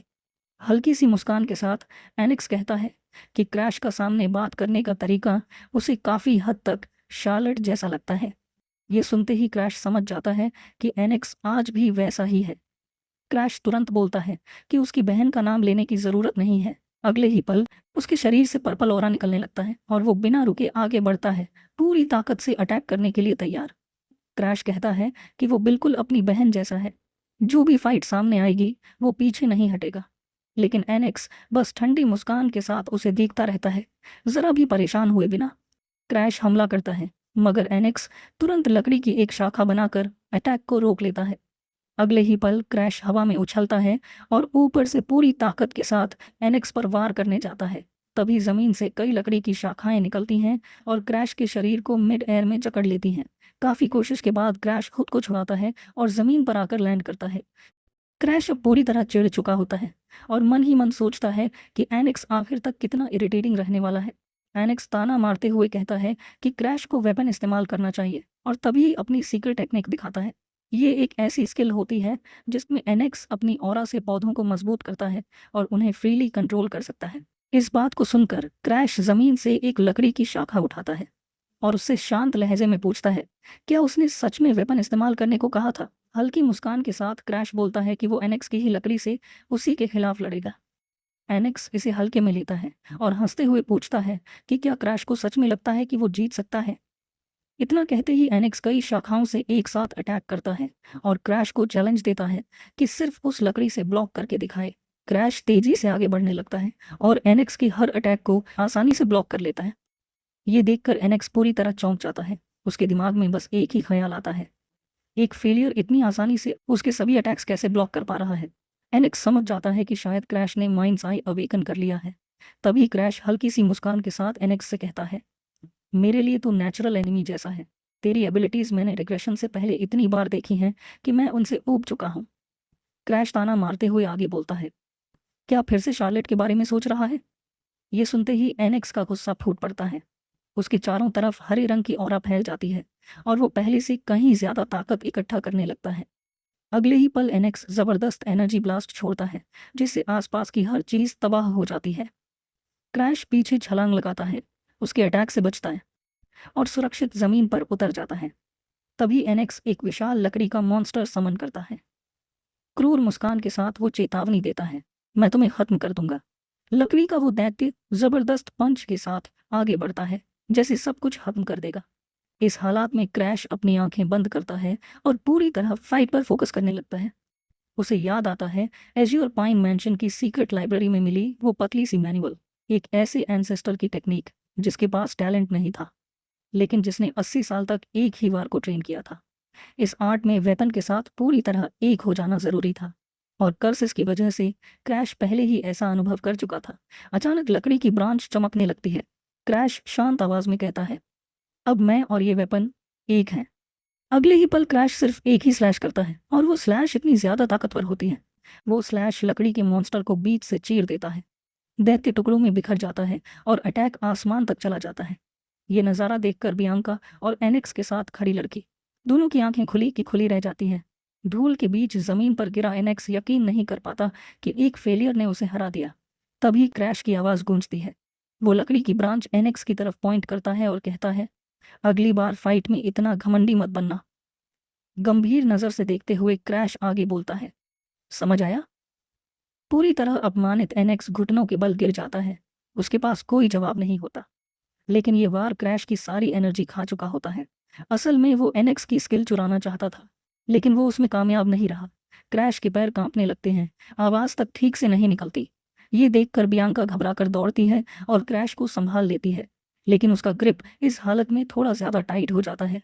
तभी डैन फिलियंस सामने आता है और बोलता है, अगर ऐसे ही पकड़े रखा तो इसे तुम ही खत्म कर दोगी। इतना कहकर डैन फिलियन क्रैश को उठाता है और कंधे पर डालकर ले चलता है, जैसे उसका वजन कुछ भी ना हो।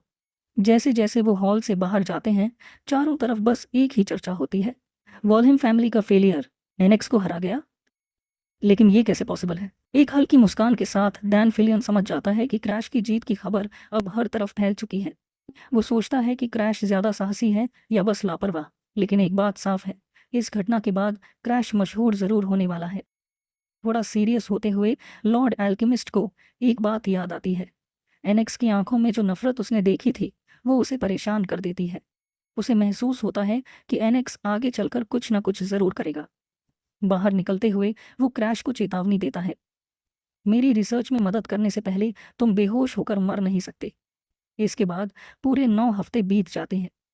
हम क्रैश को लगातार ट्रेनिंग करते हुए देखते हैं, अपनी बॉडी को रिकवर करते हुए और खुद को पहले से ज़्यादा स्ट्रांग बनाते हुए। आखिरकार क्रैश उस सीक्रेट ब्लो की डैमेज से पूरी तरह बाहर आ जाता है और अगले स्टेप के लिए तैयार हो जाता है। उसे याद आता है कि पिछली बार वो एनेक्स से भी ज़्यादा बुरी हालत में था और घर लौटते वक्त कैरेज में ही बेहोश हो गया था। इसी वजह से वो एनेक्स की स्किल स्टील करने की प्रॉपर प्रिपरेशन नहीं कर पाया था।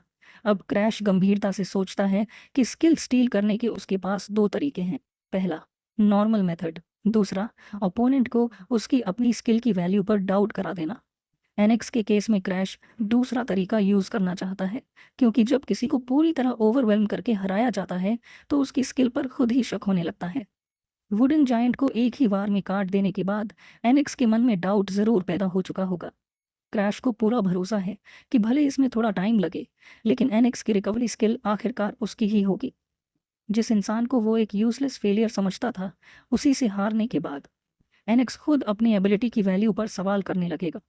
इसके बाद क्रैश फैसला करता है कि वो पूरे साल ट्रेनिंग करेगा, ताकि आने वाली एकेडमी में सारे जीनियसेस से आगे निकल सके। तभी दरवाजे पर अरियादो की आवाज़ आती है। बटलर उसे बताता है कि उसका भाई बरोवेन आया हुआ है और क्रैश उसकी मैसेजेस 2 बार ऑलरेडी इग्नोर कर चुका है। थोड़ा थका हुआ क्रैश सोचता है कि अब उसे और इग्नोर नहीं किया जा सकता। वो अरियादो को कहता है, उसे अंदर आने दो। सोफा पर बैठा क्रैश थकावट महसूस कर रहा होता है। तभी बियांका उसे पानी का गिलास देती है। क्रैश उसका शुक्रिया अदा करता है।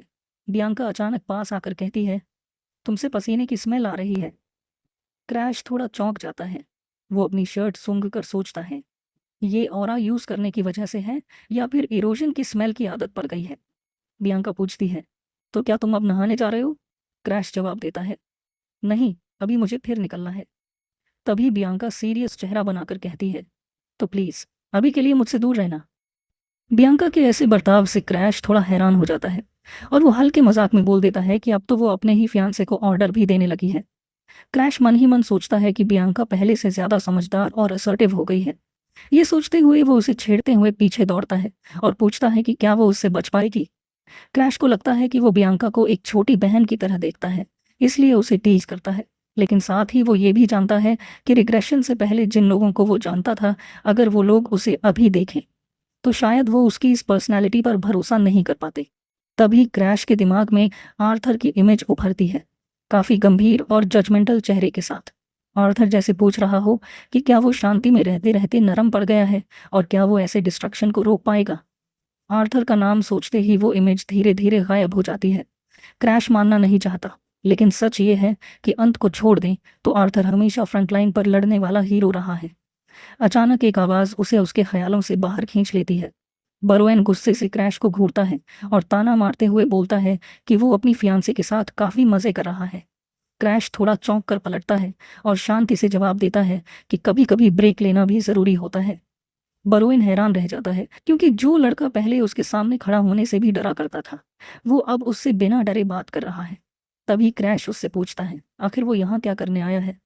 इस पर बरोवेन कहता है कि उसने सुना है लाहलिन एकेडमी अब सोशल स्टेटस के बिना भी एग्ज़ाम के ज़रिए स्टूडेंट्स लेती है। क्रैश हल्की मुस्कान के साथ बोलता है कि फिर तो उसके भाई को भी एकेडमी के एग्जाम की तैयारी करनी चाहिए। ये सुनते ही बरोएन पूरी तरह भड़क जाता है। वो सोचता है कि वॉलहाइम फैमिली कितनी पावरफुल है और वो खुद उस डायरेक्ट ब्लड लाइन का वारिस है।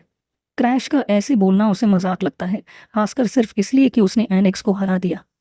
क्रैश शांति से मान लेता है और कहता है कि एक नॉर्मल इंसान के लिए एकेडमी की चिंता करना स्वाभाविक है। बरोएन को क्रैश का ये काम एटीट्यूड और ज्यादा चिढ़ा देता है। तभी वो अपने आने की असली वजह बताता है।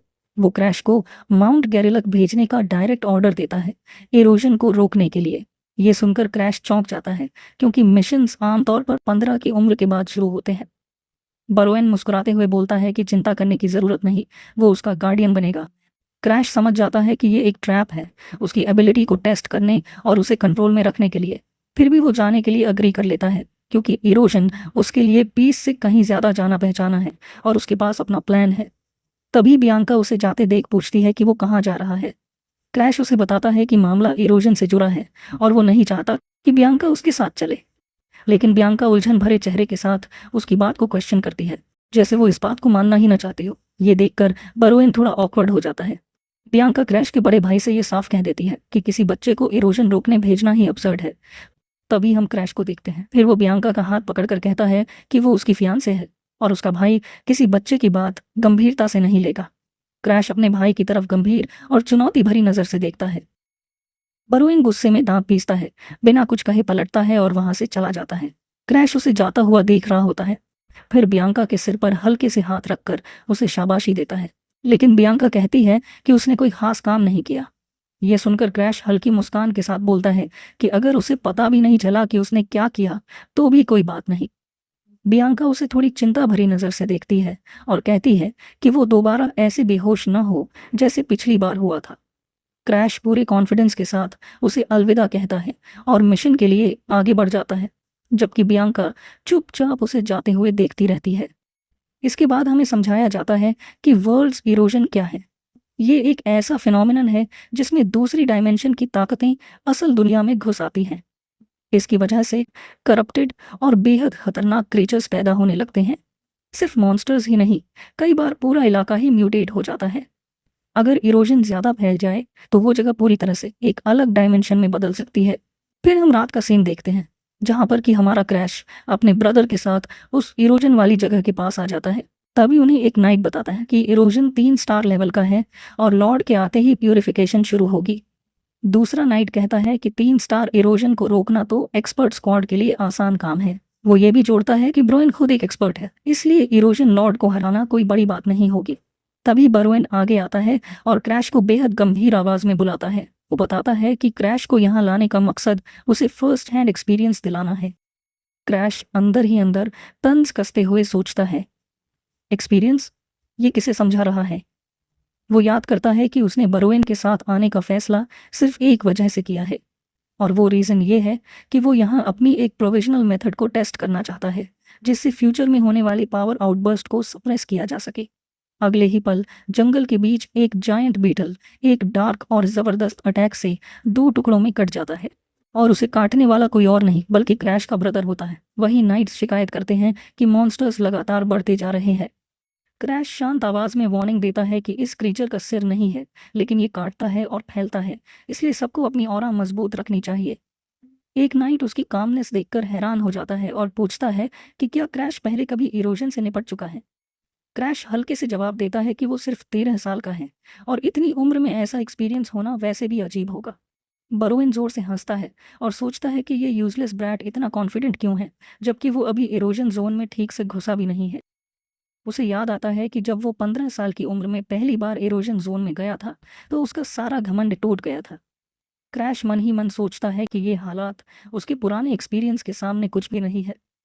हल्की मुस्कान के साथ वो तय करता है कि बरोएन उसे अपने लेवल पर कंपेयर ही नहीं कर सकता, लेकिन बरोएन के दिल में डर बैठने लगता है। अगर क्रैश बड़ा होकर शार्लेट की तरह बन गया और उसे पीछे छोड़ दिया तो वो तलवार के एक ही वार में कई मॉन्स्टर्स को काटते हुए सोचता है कि कहीं ऐसा न हो कि वॉलहाइम फैमिली का असली फेलियर आखिर में वही निकले। अचानक क्रैश उसका नाम पुकारता है, जिससे बरोएन के काले ख्याल टूट जाते हैं। क्रैश उसे वार्न करता है कि वो लोग अब ऑलमोस्ट उस जगह पहुंच चुके हैं जहां इस वक्त इरोजन लॉर्ड मौजूद है। बरोएन हंसते हुए कहता है कि वो लकी हैं, क्योंकि सामने सिर्फ एक ही लॉर्ड है और ये उसकी पिछली मिशन से आसान लग रही है। लेकिन क्रैश तुरंत बोलता है कि इसी वजह से उन्हें और ज़्यादा सावधान रहना होगा। 3 स्टार इरोजन लॉर्ड जो अकेले ही करप्शन को सस्टेन कर रहा हो, ये सुनते ही नाइट्स के चेहरे उड़ जाते हैं। बारवेन गुस्से में चिल्लाता है कि डरने की कोई ज़रूरत नहीं है और किसी बच्चे की बातों से उनका हौसला नहीं टूटना चाहिए। वो कहता है, ये बस 3 स्टार है, हम इसे जल्दी ही खत्म कर देंगे। क्रैश समझ जाता है कि नाइट्स उसके बिना भी ठीक रहेंगे। अब उसका ध्यान अपने असली काम पर जाता है। अचानक उसकी आंखें चौड़ी हो जाती हैं। उसे वर्ल्ड इरोजन की प्रेजेंस बहुत ज़्यादा इंटेंस महसूस होती है। क्रैश सोचता है कि एक्सट्रीम ब्लड पॉइजन को मास्टर करने के बाद उसकी परसेप्शन काफ़ी शार्प हो चुकी है। अब उसके पास सिर्फ एक ही ऑप्शन बचता है, यहाँ की पूरी एनर्जी को निगल लेना। वो सारी इरोजन एनर्जी को एक साथ अब्जॉर्ब कर लेता है, जिससे कि उसके शरीर में काफ़ी ज़्यादा दर्द होने लगता है। अगले ही पल वो प्रेशर सह नहीं पाता और ज़ोर से खून थूक देता है। तभी सभी नाइट्स की नज़र हमारे क्रैश पर पड़ती है और उसे देखकर वो सभी ही घबरा जाते हैं। मगर आगे से क्रैश कामली कहता है कि वो बस फिसल गया था। बरोवेन उसे उठाने की पेशकश करता है, लेकिन क्रैश खून से सने हाथ से मना कर देता है। उसके लिए ये सब एक्सपेक्टेड था, क्योंकि मैन्युस्क्रिप्ट के मुताबिक पहला स्टेप यही था, अपनी ऑरा को इरोजन एनर्जी के साथ मर्ज करना। अब उसे बस इस नई ऑरा के फ्लो को ऑब्जर्व करना है, जो उसके शरीर में एंडलेसली सर्कुलेट कर रही है। धीरे धीरे इरोजन की एनर्जी अब्जॉर्ब होकर उसके अंदर मर्ज हो जाती है। एक नया रंग बनता है, ऐसा रंग जिसे ओवरराइड नहीं किया जा सकता। उसकी आंखें गहरे लाल रंग की हो जाती हैं। क्रैश खुद इस पावर की इंटेंसिटी से चौंक जाता है। उसके चारों तरफ एक डार्क ऑरा फैल जाती है। वो सोचता है कि अगर यही आउटबर्स्ट के बाद बचता है तो कोई नॉर्मल इंसान ये पावर सह ही नहीं सकता। इसलिए क्रैश डिसाइड करता है कि अब उसे वो फॉरबिडन टेक्निक यूज़ करनी होगी। उसे याद आता है, उसका एक एंसेस्टर जिसने अपनी आईसाइट खो दी थी, उसने एक सीक्रेट आर्काइव खोजा था, लेकिन ब्लाइंड होने की वजह से वो उन किताबों को पढ़ नहीं पाया और उसने लाइब्रेरी सील कर दी। हालांकि भविष्य में किसी और के साथ ऐसा न हो, इसलिए उसने वहां सिर्फ एक किताब छोड़ दी थी। ये सब सोचने के बाद नीली ऑरा के साथ क्रैश अपनी पावर अनलीश करता है। उसके चारों तरफ इंटेंस एनर्जी घूमने लगती है। ये टेक्निक ऑरा पर बेस्ड एक्स्ट्रा सेंसरी परसेप्शन है, जिसे सिक्स्थ सेंस कहा जाता है। फिलहाल क्रैश इसे सिर्फ अपनी उंगलियों तक एक्सटेंड कर सकता है, लेकिन इतना काफ़ी है। वो मुस्कुराने लगता है। उसे महसूस होता है कि ये जगह अब पूरी तरह इरोजन में डूबी नहीं है। इरोजन की डेंसिटी कमज़ोर पड़ चुकी है। उसके होंठों के किनारे खून लगा होता है, लेकिन क्रैश उसे पोंछकर खुद को संभाल लेता है। वो जानता है कि ये सिर्फ टेम्पररी सोल्यूशन है। इरोजन एनर्जी हमेशा खतरा बनी रहती है, इसीलिए उसे अभी भी बियांका की स्नो डॉल कर्स चाहिए, कंप्लीट कंट्रोल के लिए। फिर भी वो मुस्कुराता है और सोचता है, कम से कम इस बार उसने आउटबर्स्ट को खुद सप्रेस कर लिया। ये उसके गोल की तरफ एक और कदम है। अचानक उसकी सिक्स्थ सेंस अलर्ट हो जाती है। तभी उसे एहसास होता है कि कोई काफी तेजी से उसकी ओर बढ़ रहा है। क्रैश सामने देखता है, एक जायंट मॉन्स्टर जिसके शरीर से एक अजीब ह्यूमन फेस्ड आर्म निकला हुआ होता है। क्रीचर सो रहा होता है, लेकिन अगले ही पल उसकी लाल आंखें खुल जाती हैं और वो क्रैश को घूरने लगता है। एक नाइट डर के मारे चिल्ला उठता है। इरोजन लॉर्ड उनके ठीक सामने खड़ा होता है और वो मॉन्स्टर एक भयानक दहाड़ मारता है, जिसकी आवाज़ पूरे जंगल में गूंज जाती है। बरोवेन उस मॉन्स्टर की शक्ल देखकर सन्न रह जाता है। क्रैश भी चौंकता है और हमें पता चलता है कि इस डीमन का नाम थाउजेंड फेस्ड डीमन होता है। रोएन बिना समय खराब किए अपनी तलवार निकालता है। नीली ऑरा उसके चारों तरफ फैल जाती है। क्रैश को अपने भाई की टेक्निक याद आती है, इग्निस। अगले ही पल बरोवेन की तलवार आग में लिपट जाती है। एक ही वार में डीमन नाइट्स को ऐसे उड़ा देता है जैसे वो कुछ भी नहीं हो। क्रैश चुपचाप देखता है। एक नाइट बरोवेन की ताकत देखकर बोलता है कि उसकी इग्निस स्किल कितनी डिस्ट्रक्टिव है। बरोवेन सभी नाइट्स को कॉम्बैट के लिए तैयार होने का हुक्म देता है। तभी रिवील होता है, ये मॉन्स्टर 4 स्टार इरोजन बीस्ट है। क्रैश को फ्लैशबैक आता है जब बरोवेन ने इग्निस से उसका हाथ जला दिया था। वो सोचता है, रिग्रेशन से पहले उसका भाई सच में पागल था। हल्की मुस्कान के साथ क्रैश सोचता है, इतने सालों में देखता हूँ अब वो कितना बदला है। और उसी पल क्रैश अपने डार्क ऑरा को अनलीश कर देता है। अचानक वो डीमन दर्द से चीखने लगता है जब एक पर्पल एनर्जी उसकी पूरी बॉडी को निगल लेती है। एक नाइट घबराकर चिल्लाता है कि ये वो कर्स है जो चेहरों को मिटा देती है। इसी कर्स की वजह से इतने एक्सपीरियंस नाइट्स भी ठीक से फाइट नहीं कर पा रहे थे। एक नाइट कहता है कि अब सिर्फ एक ही रास्ता बचा है, भागो जितनी जल्दी हो सके। लेकिन तभी बरोवेन गुस्से में चिल्लाता है और सबको आगे बढ़ने का आदेश देता है। वो अपनी पूरी ताकत से अटैक करने के लिए तैयार हो जाता है। बरोएन अपनी फ्लेम से डीमन के चेहरे पर वार करता है। डीमन दर्द से तड़पते हुए जोर से चीख उठता है। बाकी नाइट्स बरोएन की इमेंस पावर देखकर दंग रह जाते हैं। वहीं दूसरी तरफ वो डीमन पूरी तरह से आग में घिर जाता है और उसकी बॉडी धीरे धीरे टूटने लगती है। एक जबरदस्त छलांग लगाकर बरोएन डीमन पर पावरफुल फायर स्लैश मारता है। वो चिल्लाकर कहता है कि हार मत मानो, वो सबके लिए ओपनिंग बनाएगा। बरोइन को देखकर नाइट्स का हौसला बढ़ जाता है और वो भी फाइट में कूद पड़ते हैं। इसी बीच बरोइन मन ही मन सोचता है, क्या क्रैश ये सब देख रहा है? वो इधर उधर नजर दौड़ाता है, लेकिन क्रैश कहीं दिखाई नहीं देता। बरोइन के मन में आता है कि कहीं क्रैश पहले ही लड़ाई में गिर तो नहीं गया। बरोइन फिर से फोकस करता है और फाइट जारी रखने की तैयारी करता है। तभी अचानक डीमन खून के आंसू रोने लगता है। ये देखकर बरोइन भी चौंक जाता है। डीमन की बॉडी पर मौजूद सारे चेहरे भी रोने लगते हैं और हर चेहरे पर सिर्फ यातना और दर्द दिखाई देता है। अचानक उन चेहरों में से एक का एक्सप्रेशन बदल जाता है। उसकी आंखों में अंधेरा उतर आता है। बरोइन समझ जाता है कि सिचुएशन अब बहुत ज़्यादा डेंजरस हो चुकी है। उसे तुरंत एक्शन लेना होगा। डीमन अपनी बॉडी से कई टेंटिकल्स निकालकर बरोइन की तरफ फेंकता है। बरोइन हवा में ही एजाइल मूवमेंट से उन अटैक्स को डोज कर जाता है, लेकिन उसे शॉक लगता है और वो सोचने लगता है, इतना क्रशिंग प्रेशर आखिर आ कहाँ से रहा है। बरोइन तय करता है कि अब डीमन को जिंदा छोड़ना ऑप्शन नहीं है। वो सारे नाइट्स को आदेश देता है कि एक साथ अटैक करो, लेकिन तभी कुछ अजीब होता है। उसकी खुद की टेक्निक निलिफाई हो जाती है। बरोइन समझ नहीं पाता कि ऐसा क्यों हो रहा है। वो कंफ्यूज्ड होकर चारों तरफ देखता है। वो चिल्लाकर नाइट्स को हिम्मत रखने को कहता है। आखिर वो वॉलहाइम फैमिली से हैं, लेकिन तभी वो देखता है सारे नाइट्स जड़ हो चुके हैं। उनके चेहरे गायब हैं। वो बिल्कुल फेसलेस स्टैच्यूज की तरह खड़े हैं।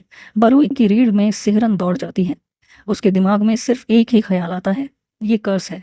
और सबसे डरावनी बात यह थी कि उसने डीमन को छुआ भी नहीं था। उसी पल बरोइन को एहसास होता है कि अब तक जो कुछ भी हो रहा था वो सब उस मॉन्स्टर का ट्रैप था। वो समझ जाता है कि डीमन ने उसे शुरू से ही फूल बनाया हुआ था। इसके बाद हमें बरोइन के पास्ट का एक फ्लैशबैक दिखता है। एक अंधेरी बारिश से भीगी रात। बरोइन कीचड़ में फिसल जाता है। वो सोचता है कि अगर वो वहीं रुका रहा तो यहीं उसका अंत हो जाएगा। जमीन पर गिरे हुए बरोइन को लगता है कि इस हाल में वो पूरी तरह एनाइलेट हो जाएगा। तभी एक विशाल हाथ उसकी ओर बढ़ने लगता है, बिना किसी दया के उसे कुचलने के लिए तैयार। बरोइन सोचने लगता है कि ठीक इसी पल उसके साथ ऐसा क्यों हो रहा है। अगले ही पल वो खुद से सवाल करता है, क्या ये ही उसकी दर्दनाक मौत का पल है? तभी एक आत्मा प्रकट होती है और उसे बेवकूफ़ कहती है, उसकी नाकाबिलियत पर ताना मारती है। वो बताती है कि उसकी बहन उसे बहुत पहले ही पीछे छोड़ चुकी है और भागने की कोशिश में वो अपने सारे नाइट्स खो चुका है। वो कहती है कि उसके जैसा एक दयनीय फेलियर यही मरने के लायक है। अगले ही पल एक भयानक विशाल मॉन्स्टर उसे कुचलने के लिए पैर उठाता है। बरोइन डर से कांप जाता है और जोर से चीख पड़ता है। वर्तमान में डीमन उसी पल का फायदा उठाकर उस पर एक बेहद ताकतवर पंच मारता है। अतीत में क्रैश बारिश के बीच अपने घायल भाई को घसीटते हुए खतरे से बाहर निकाल रहा होता है। ब्रोइन मुश्किल से होश में आता है और बड़ी मुश्किल से अपने बचाने वाले को देखता है। क्रैश हल्की मुस्कान के साथ कहता है कि अच्छा है उसका भाई होश में आ गया।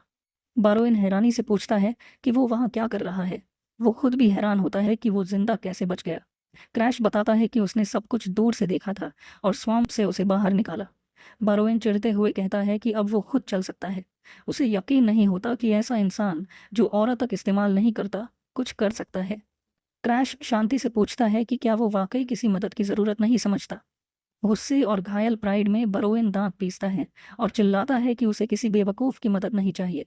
वो तलवार का सहारा लेकर खड़ा होने की कोशिश करता है। तभी अचानक उसका चेहरा डर से भर जाता है और वो पूछता है, क्या डीमन पास ही है और वो लोग उस डीमन से कितनी दूर है? क्रैश कहता है कि उसे ठीक ठीक नहीं पता। तभी एक बैरियर बन जाती है। क्रैश समझाता है कि वर्ल्ड इरोजन शायद पूरी तरह सील हो चुकी है। बरोइन घबरा जाता है क्योंकि अब मॉन्स्टर को मारे बिना बाहर निकलने का कोई रास्ता नहीं है। वो गुस्से में गालियां देता है। क्रैश उसका नाम लेकर उसे शांत करने की कोशिश करता है। फिर वो बताता है कि शार्लेट ने उसे एक सीक्रेट आर्ट सिखाई थी जिससे इस लड़ाई को ख़त्म किया जा सकता है। वो बताता है कि वही टेक्निक उसने सेंचुरी में एनिक्स के खिलाफ इस्तेमाल की थी। बारोइन को याद आता है कि वो दोनों एक ही माँ की संतान हैं, इसलिए उनका बॉन्ड खास है। उसे शक होता है कि वो टेक्निक डीमन को मार पाएगी या नहीं, लेकिन क्रैश पूरे यकीन से कहता है हाँ। क्रैश कहता है कि कुछ किए बिना इरोजन में मरने से बेहतर है रिस्क लेना। वो हाथ आगे बढ़ाकर कहता है कि अगर उसका भाई उस पर भरोसा नहीं करता तो वो समझ सकता है, लेकिन वो उसकी प्राइड को छूते हुए पूछता है, क्या उसे शार्लेट की ताकत पर भरोसा है? बरोवेन बिना सोचे तुरंत हाँ कह देता है, क्योंकि वो जानता है कि शार्लेट एक जीनियस है। लेकिन वो चेतावनी देता है कि अगर उनका प्लान फेल हुआ तो दोनों वहीं खत्म हो जाएंगे। क्रैश मुस्कुराते हुए भरोसा दिलाता है कि उसका प्लान किसी भी हालत में फेल नहीं होगा। इसके बाद अंधेरे जंगल में दोनों स्ट्रैटेजी लागू करने की तैयारी करते हैं। झाड़ियों में छिपे हुए वो देखते हैं कि 1000 फेस्ड डीमन उनकी तरफ बढ़ रहा है। क्रैश पूछता है कि इग्निस तैयार है या नहीं, और उसका भाई हाथ में उठती हुई आग दिखाकर हामी भर देता है। सब कुछ तैयार देखकर क्रैश बोलता है, अब जीतने का प्लान शुरू करते हैं। वो सबसे पहले छुपने की जगह से बाहर निकलता है ताकि उस क्रीचर का ध्यान अपनी तरफ खींच सके। नीली ऑरा के साथ क्रैश शार्लेट की सीक्रेट टेक्निक इस्तेमाल करने की तैयारी करता है। क्रैश आंखें बंद करता है और पूरी तरह कंसंट्रेट करता है। नीली ऑरा देखकर बरोइन हैरान रह जाता है। वो सोचता है, इतना जबरदस्त फोकस, ये मैंने पहले कभी क्रैश में नहीं देखा। उसे एहसास होता है कि क्रैश के चारों तरफ जो ऑरा है वो बिल्कुल अलग है। इतनी प्योर और पावरफुल ऑरा उसने अपनी पूरी जिंदगी में नहीं देखी थी। बरोइन को याद आता है कि वो हमेशा क्रैश को कमज़ोर समझता रहा, लेकिन अब उसे खुद पर शक होने लगता है कि जिस ऑरा को मैं कभी मास्टर नहीं कर पाया वो क्रैश ने कैसे कर लिया। तभी क्रैश की आवाज़ उसे होश में लाती है, भाई बरोइन, इग्निस दो। बरोइन तुरंत हामी भरता है। आग उसके हाथ में जल उठती है और अगले ही पल क्रैश की नीली सोड इग्निस की आग से ढक जाती है। अब क्रैश के चारों तरफ एक काफ़ी खतरनाक फायर ऑरा जलने लगता है, बिल्कुल बारवेन जैसी, बल्कि उससे भी ज्यादा फियर्स। बारवेन गौर करता है कि क्रैश की आग उसकी अपनी आग से कहीं ज्यादा तीखी है। वो समझ जाता है इस सोड के साथ क्रैश उस 1000 फेस डीमन को मार सकता है। उसे याद आता है कि उसने अपने सारे नाइट्स खो दिए थे और बस अपनी जान बचाकर भागा था। अगर क्रैश इस मॉन्स्टर को हरा देता है तो इसका मतलब साफ है, वॉलहाइम फैमिली का फेलियर अब मुझसे भी ज्यादा ताकतवर बन चुका है। क्रैश बिना रुके आगे बढ़ता है और एक ही जबरदस्त फायरी अटैक में मॉन्स्टर पर वार करता है। एक पल में सब कुछ खत्म, क्रीचर पूरी तरह नष्ट हो जाता है। बरोवेन स्तब्ध रह जाता है। उसे यकीन ही नहीं होता कि उसने अभी अभी क्या देखा। आग का धमाका पूरे इलाके को रोशनी से भर देता है। बारिश रुक जाती है, स्वाम्प वापस हरा भरा और शांत दिखने लगता है। तभी धूप के बीच से क्रैश सामने आता है और शांत आवाज में बोलता है, लड़ाई खत्म हो चुकी है। बरोवेन जबरदस्ती मुस्कुराता है, फिर अचानक जोर जोर से हंसने लगता है। उसका प्राइड पूरी तरह टूट चुका है। अगले ही पल वो गुस्से में पलट कर चिल्लाता है, मैं तुझे खत्म कर दूंगा। वो पीछे से अटैक करता है, लेकिन क्रैश पहले से तैयार था। वो आसानी से अटैक ब्लॉक कर लेता है। बरोवेन घबरा जाता है। वो समझ नहीं पाता कि इग्निस काम क्यों नहीं कर रही। क्रैश ठंडी आवाज में बोलता है, क्योंकि मैंने तुम्हारी स्किल को चुरा लिया है, मिशन में मदद करने के लिए। धन्यवाद भाई। एक खतरनाक मुस्कान के साथ वो आगे कहता है, अच्छा लगा ये देखकर कि तू अब भी बिल्कुल पहले जैसा ही है। और तभी बरोवेन की स्किल अनलॉक करने की कंडीशन सामने आती हैं। उसके लिए ज़रूरी था कि वो इग्निस का एक हिस्सा सौंपे, ये माने कि क्रैश उससे सुपीरियर है और उसका घमंड पूरी तरह टूट जाए। अगले ही पल क्रैश उसे एक जोरदार पंच मारता है और कहता है, अब इग्निस मेरा है। बरोवेन दर्द से चीख उठता है। उसकी बाह आग में घिर जाती है और वो तड़पता हुआ जमीन पर गिर पड़ता है। जमीन पर पड़े बरोवेन को क्रैश बेहद गंभीर नज़र से देखता है और उसका नाम पुकारता है। क्रैश बताता है कि शुरुआत में वो सच में चाहता था कि सबके साथ ठीक से रहे, लेकिन चाहे उसने कितनी भी कोशिश की हो, चीज़ें कभी वैसी नहीं हुई जैसी वो चाहता था। उसकी ये ख्वाहिश कभी पूरी नहीं हुई। सबने हमेशा उसके साथ दुश्मनी दिखाई। उसे याद आता है कि बचपन से ही बरोवेन कैसे उसे नीचा दिखाता और बेइज्जत करता रहा। क्रैश कहता है कि भाई होने की वजह से उसके दिल में एक छोटी सी उम्मीद थी कि शायद उसे एक्सेप्ट किया जाएगा। वो बरोवेन से पूछता है, क्या उसे दर्द हो रहा है, और ठंडी नज़र से कहता है कि मैं भी ऐसे ही तड़पा था जब तूने मुझे जलाया था। इसके बाद क्रैश अपने भाई को लात मारकर दूर फेंक देता है। जमीन पर पड़े हारे हुए बरोवेन को वो तिरस्कार भरी नज़र से देखता है। हल्की सी हंसी के साथ क्रैश साफ आसमान की तरफ देखता है और सोचता है, इतनी तबाही के बाद भी मौसम कितना अच्छा है। वॉलहाइम मैंशन में वापस नाइटली ऑर्डर के एनल होने की खबर फैल जाती है। बताया जाता है कि इरोजन को 5 स्टार लेवल तक अपग्रेड कर दिया गया था, जो सिर्फ टॉप एक्सपर्ट संभाल सकते हैं। बरोवेन के फ्यूनरल में लोग कहते हैं कि क्रैश सिर्फ अपने भाई की सैक्रिफाइस की वजह से जिंदा लौट पाया। बारोइन का बटलर गुस्से में सोचता है कि एक फेलियर कैसे अकेला जिंदा बच गया, लेकिन हेड बटलर उसे चुप कराता है और कहता है कि बारोइन की इच्छा का सम्मान करो, उसने अपने भाई की रक्षा की। क्रैश वहां से जाता हुआ सुनता है, बारोइन की कुर्बानी बेकार मत जाने देना। क्रैश मन ही मन सोचता है कि सबने उसकी गवाही मान ली है, अब उसे चिंता करने की ज़रूरत नहीं। वो सोचता है कि अपने भाई की वजह से एक्सपीडिशन में उसे बहुत कुछ मिला। अब वो ब्लड पॉइजन इस्तेमाल कर सकता है और सिक्स सेंस से आउटबर्स्ट को कंट्रोल कर सकता है। इसके अलावा इग्निस स्किल के जरिए उसने एक और ताकत अनलॉक की, ब्लैक फ्लेम। उसे एहसास होता है कि ये ब्लैक फ्लेम उसकी उम्मीद से कहीं ज़्यादा पावरफुल है और भविष्य में ये उसके लिए एक बड़ा ट्रम्प कार्ड बन सकती है। अब बस एक ही समस्या बची है, वर्ल्ड्स इरोजन में हो रही अजीब फिनोमिनन की इन्वेस्टिगेशन। वो किसी को अंदर बुलाता है और सोचता है कि अब तक इरोजन के असली कारण का पता नहीं चला है। उसे याद आता है वो वर्ल्ड इरोडर जो एक सपने में ट्रैप है और सिर्फ अपने सर्वेंट्स अनडेड की आंखों से देख सकता है। इसका मतलब है उसे अनडेड सर्वेंट से बहुत जल्दी सामना करना पड़ेगा। तभी कोई उसे पुकारता है और वो एक लड़की होती है। फिर वो लड़की खुद को इंट्रोड्यूस करती है, मैं सैफीरा हूँ, वर्ल्ड इरोजन इन्वेस्टिगेशन टीम से, मैं आपका इंतज़ार कर रही थी। क्रैश उसकी गर्दन पर बना ब्लैक स्टार मार्क देखता है और तुरंत टेंस हो जाता है। उसकी आंखें फैल जाती हैं। उसे इतनी जल्दी ऐसा निशान देखने की उम्मीद नहीं थी, मगर फिर वो खुद को शांत करता है और एक फेक सी स्माइल करता है जिससे लड़की कंफ्यूज हो जाती है। अगले ही पल क्रैश उस लड़की को पूरी तरह से इग्नोर कर देता है और उसके अंदर मौजूद अनडेड से बात करने लगता है। यहाँ पर हमें पता चलता है कि इस लड़की के अंदर भी एक अनडेड मौजूद है, हालांकि अभी हमें इन अनडेड स्पीशीज के बारे में ज़्यादा कुछ नहीं बताया गया है। फिर हम क्रैश को देखते हैं जो कि उस लड़की के अंदर मौजूद अनडेड से कहता है, मैं तुम्हें एक इंटरेस्टिंग डील प्रपोज करना चाहता हूँ, मैं तुम्हारी इमॉर्टैलिटी मिटा दूंगा।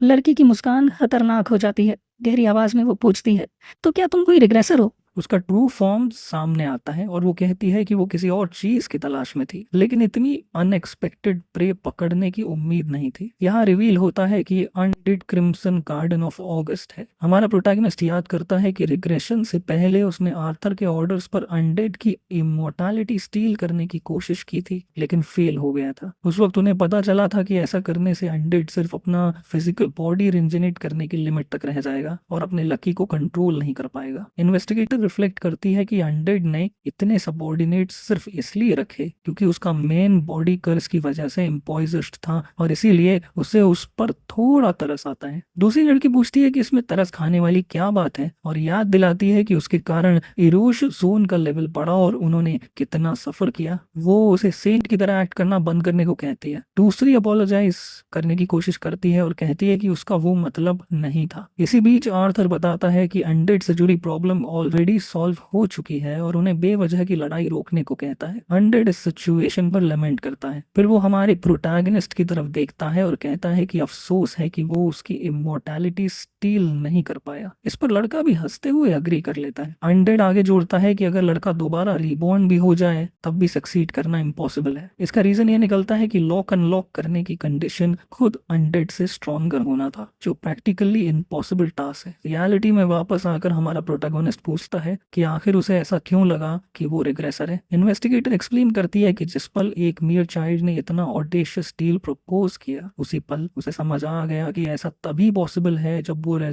वो रिग्रेसर हो। इसके साथ ही वो उस पर इल्जाम लगाती है कि वो बस टाइम के मजाक में फंसा एक रिग्रेसर है और इसी वजह से वो ऐसे एग्जिस्टेंस को डिफीट नहीं कर सकता जो खुद टाइम को ट्रांसेंड करता है, और उससे झूठ बोलना बंद करने को कहती है। लेकिन हमारा प्रोटैगनिस्ट साफ कहता है कि ये झूठ नहीं है और तभी उसके सामने एक पर्पल ओरा से बनी हुई माउथ वाली हैंड फॉर्म होती है। इसके तुरंत बाद वो अपनी एबिलिटी इन्वेस्टिगेटर की तरफ लॉन्च करता है। ये देखकर वो औरत शॉक्ड हो जाती है और रियलाइज करती है कि ये टेक्निक इमोर्टैलिटी तक स्टील कर सकती है और वो इस एबिलिटी को ब्लैक हुड के रूप में पहचान लेती है। सिचुएशन को देखते हुए इन्वेस्टिगेटर अपनी फिस्ट क्लेंचेस करती है जैसे कोई डिसीजन ले रही हो। फिर रिवील होता है कि उसने वर्ल्ड इरोजन का लेवल सिर्फ इसलिए बढ़ाया था ताकि उसे कोई ऐसा मिल सके जो उसकी लाइफ एंड कर सके। एडमिरेशन भरी नजरों से वो रियलाइज करती है कि आखिरकार वो इंसान सामने आ गया है जो इमोर्टलिटी का कर्स स्टील कर सकता है। और फिर वो पूछती है कि डील की टर्म्स क्या हैं। हमारा प्रोटैगनिस्ट अपना प्लान रिवील करता है और वो कहता है कि उसे उसके साथ कोऑपरेट करना होगा ताकि वो स्ट्रॉन्गर बन सके, क्योंकि उसकी एबिलिटी तब तक एक्टिवेट नहीं होगी जब तक वो उससे ज्यादा पावरफुल ना हो जाए। स्माइल के साथ वो औरत समझ जाती है कि वो उसे अपना डिसाइपल बनाने को कह रहा है और सोचती है कि इमोर्टलिटी से छुटकारा पाने के लिए वो अपनी सोल तक बेचने को तैयार थी। उसकी आंखें रेड ग्लो करने लगती हैं और वो डील एक्सेप्ट कर लेती है। वो अपनी ट्रू फॉर्म रिलीज करती है और डिक्लेयर करती है कि वो क्रिम्सन गार्डन ऑफ अगस्त उसे दुनिया का स्ट्रॉन्गेस्ट मैन बनाएगी। उसकी पावर देखकर हमारा प्रोटोगोनिस्ट इम्प्रेस्ड हो जाता है और सोचता है कि सिर्फ ऑरा से ही वो ओवरवेल्म्ड फील कर रहा है और ये तो उसका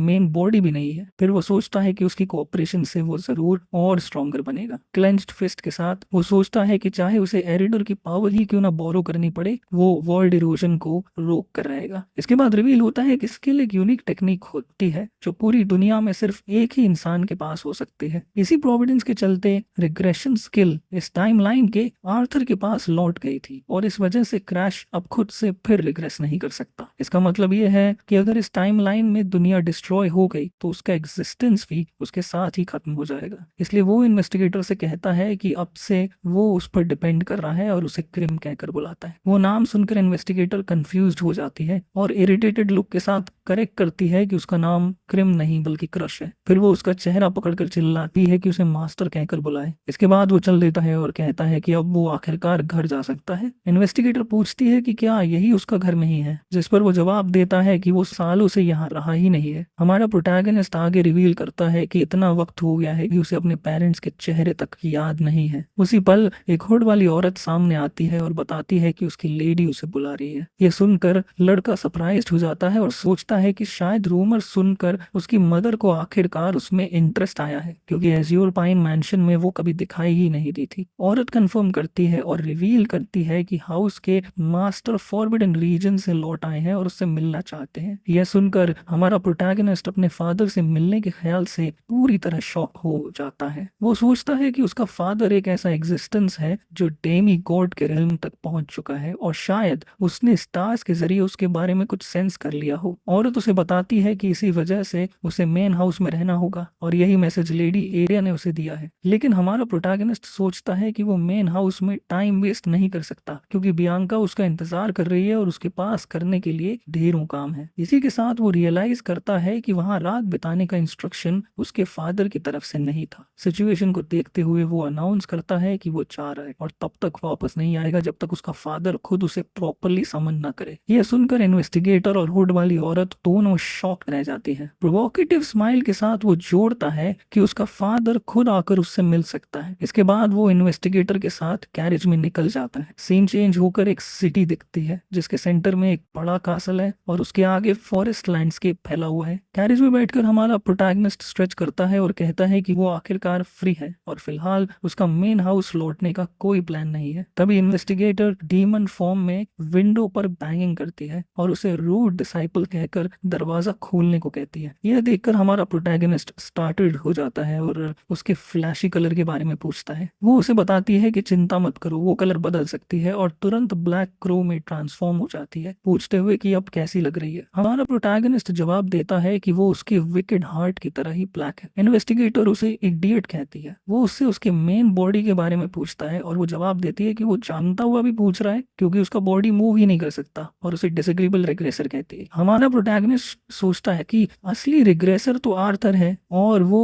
खुद बस एक इम्परफेक्ट रिग्रेसर है जिसने उसकी एबिलिटी बोरो की है। लेकिन उसे ये बात क्रिम को समझाने की जरूरत नहीं लगती। कैरेज आखिरकार डेस्टिनेशन पर पहुंचती है। उतरते वक्त हमारा प्रोटैगनिस्ट वार्न करता है कि एज्योर पाइन मैंशन में एक वाइट हेड लड़की है और उससे रिक्वेस्ट करता है कि वो उस यंग वुमन के साथ जेंटल रहे। इन्वेस्टिगेटर कंफ्यूज्ड हो जाती है और सोचती है कि वो लड़की आखिर कौन है। तभी सामने बियांका चिक कॉस्ट्यूम में दिखाई देती है और क्रैश का वेलकम करती है। हमारा प्रोटैगनिस्ट क्रिम की तरफ मुड़कर पूछता है कि क्या उसने वो देखा। उसी वक्त अरियोटो दौड़ता हुआ आता है और यंग मास्टर क्रश को बुलाता है। क्रैश पूछता है कि उसके बाहर रहने के दौरान कुछ हुआ क्या। बटलर उसे बताता है कि लॉर्ड डार्लिंग का लेटर आया है। लड़का साई करता है और लेटर ले लेता है। लेटर में एल्केमिस्ट अनाउंस करता है कि डिस्कलरेशन डिजीज की मेडिसिन रेडी है और क्रश के बारे में सोचते हुए उसने तुरंत तैयार कर ली है और जल्दी लाएगा। यह पढ़कर हमारा प्रोटैगनिस्ट सोचता है कि दुनिया एक्सेंट्रिक्स से भरी है, लेकिन ये कुछ ज्यादा ही है। वो बटलर को वार्न करता है कि अगर डार्लिंग डैनियलियन नाम का कोई व्यक्ति आए तो उसे पूरी हॉस्पिटैलिटी दी जाए, क्योंकि वो फ्यूचर में उसका बेनिफैक्टर बनेगा। ओल्ड मैन एग्री कर लेता है। तभी बटलर को कुछ याद आता है और वो बताता है कि लेडी बियांका पूरे समय उसके लिए वरित थी। आर्यूटो कंफर्म करता है और रिवील करता है कि इरोशन में यंग मास्टर के फंसने की रिपोर्ट सुनकर वो उसे ढूंढने मेन हाउस तक जाने को तैयार हो गई थी। ये सुनकर हमारा प्रोटैगनिस्ट टच्ड फील करता है। वो सोचता है कि उसने हाल ही में बियांका का लॉक चेक नहीं किया है और उसकी कंसर्न की वजह से वो अब चेक करने का फैसला करता है। बियांका के लॉक की पहली कंडीशन थी उसे दोस्त बनना, और उसकी सरप्राइज के लिए अनलॉक सक्सेसफुली कंप्लीट हो चुका होता है। लड़का पूरी तरह स्टन्ड रह जाता है क्योंकि बियांका का फर्स्ट लॉक आखिरकार अनलॉक हो गया है।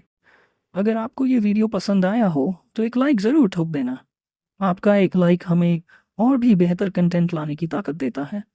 नीचे कमेंट करके बताओ कि अगला एपिसोड किस मंगवा पर चाहिए, और वीडियो को अपने दोस्तों के साथ शेयर करना मत भूलना जिन्हें ऐसी दमदार कहानियाँ पसंद हैं। और हाँ, अगर आप पहली बार चैनल पर आए हैं तो सब्सक्राइब करके उस बेल आइकन को ज़रूर दबा देना, क्योंकि ऐसे ही फायर एपिसोड्स आते रहेंगे।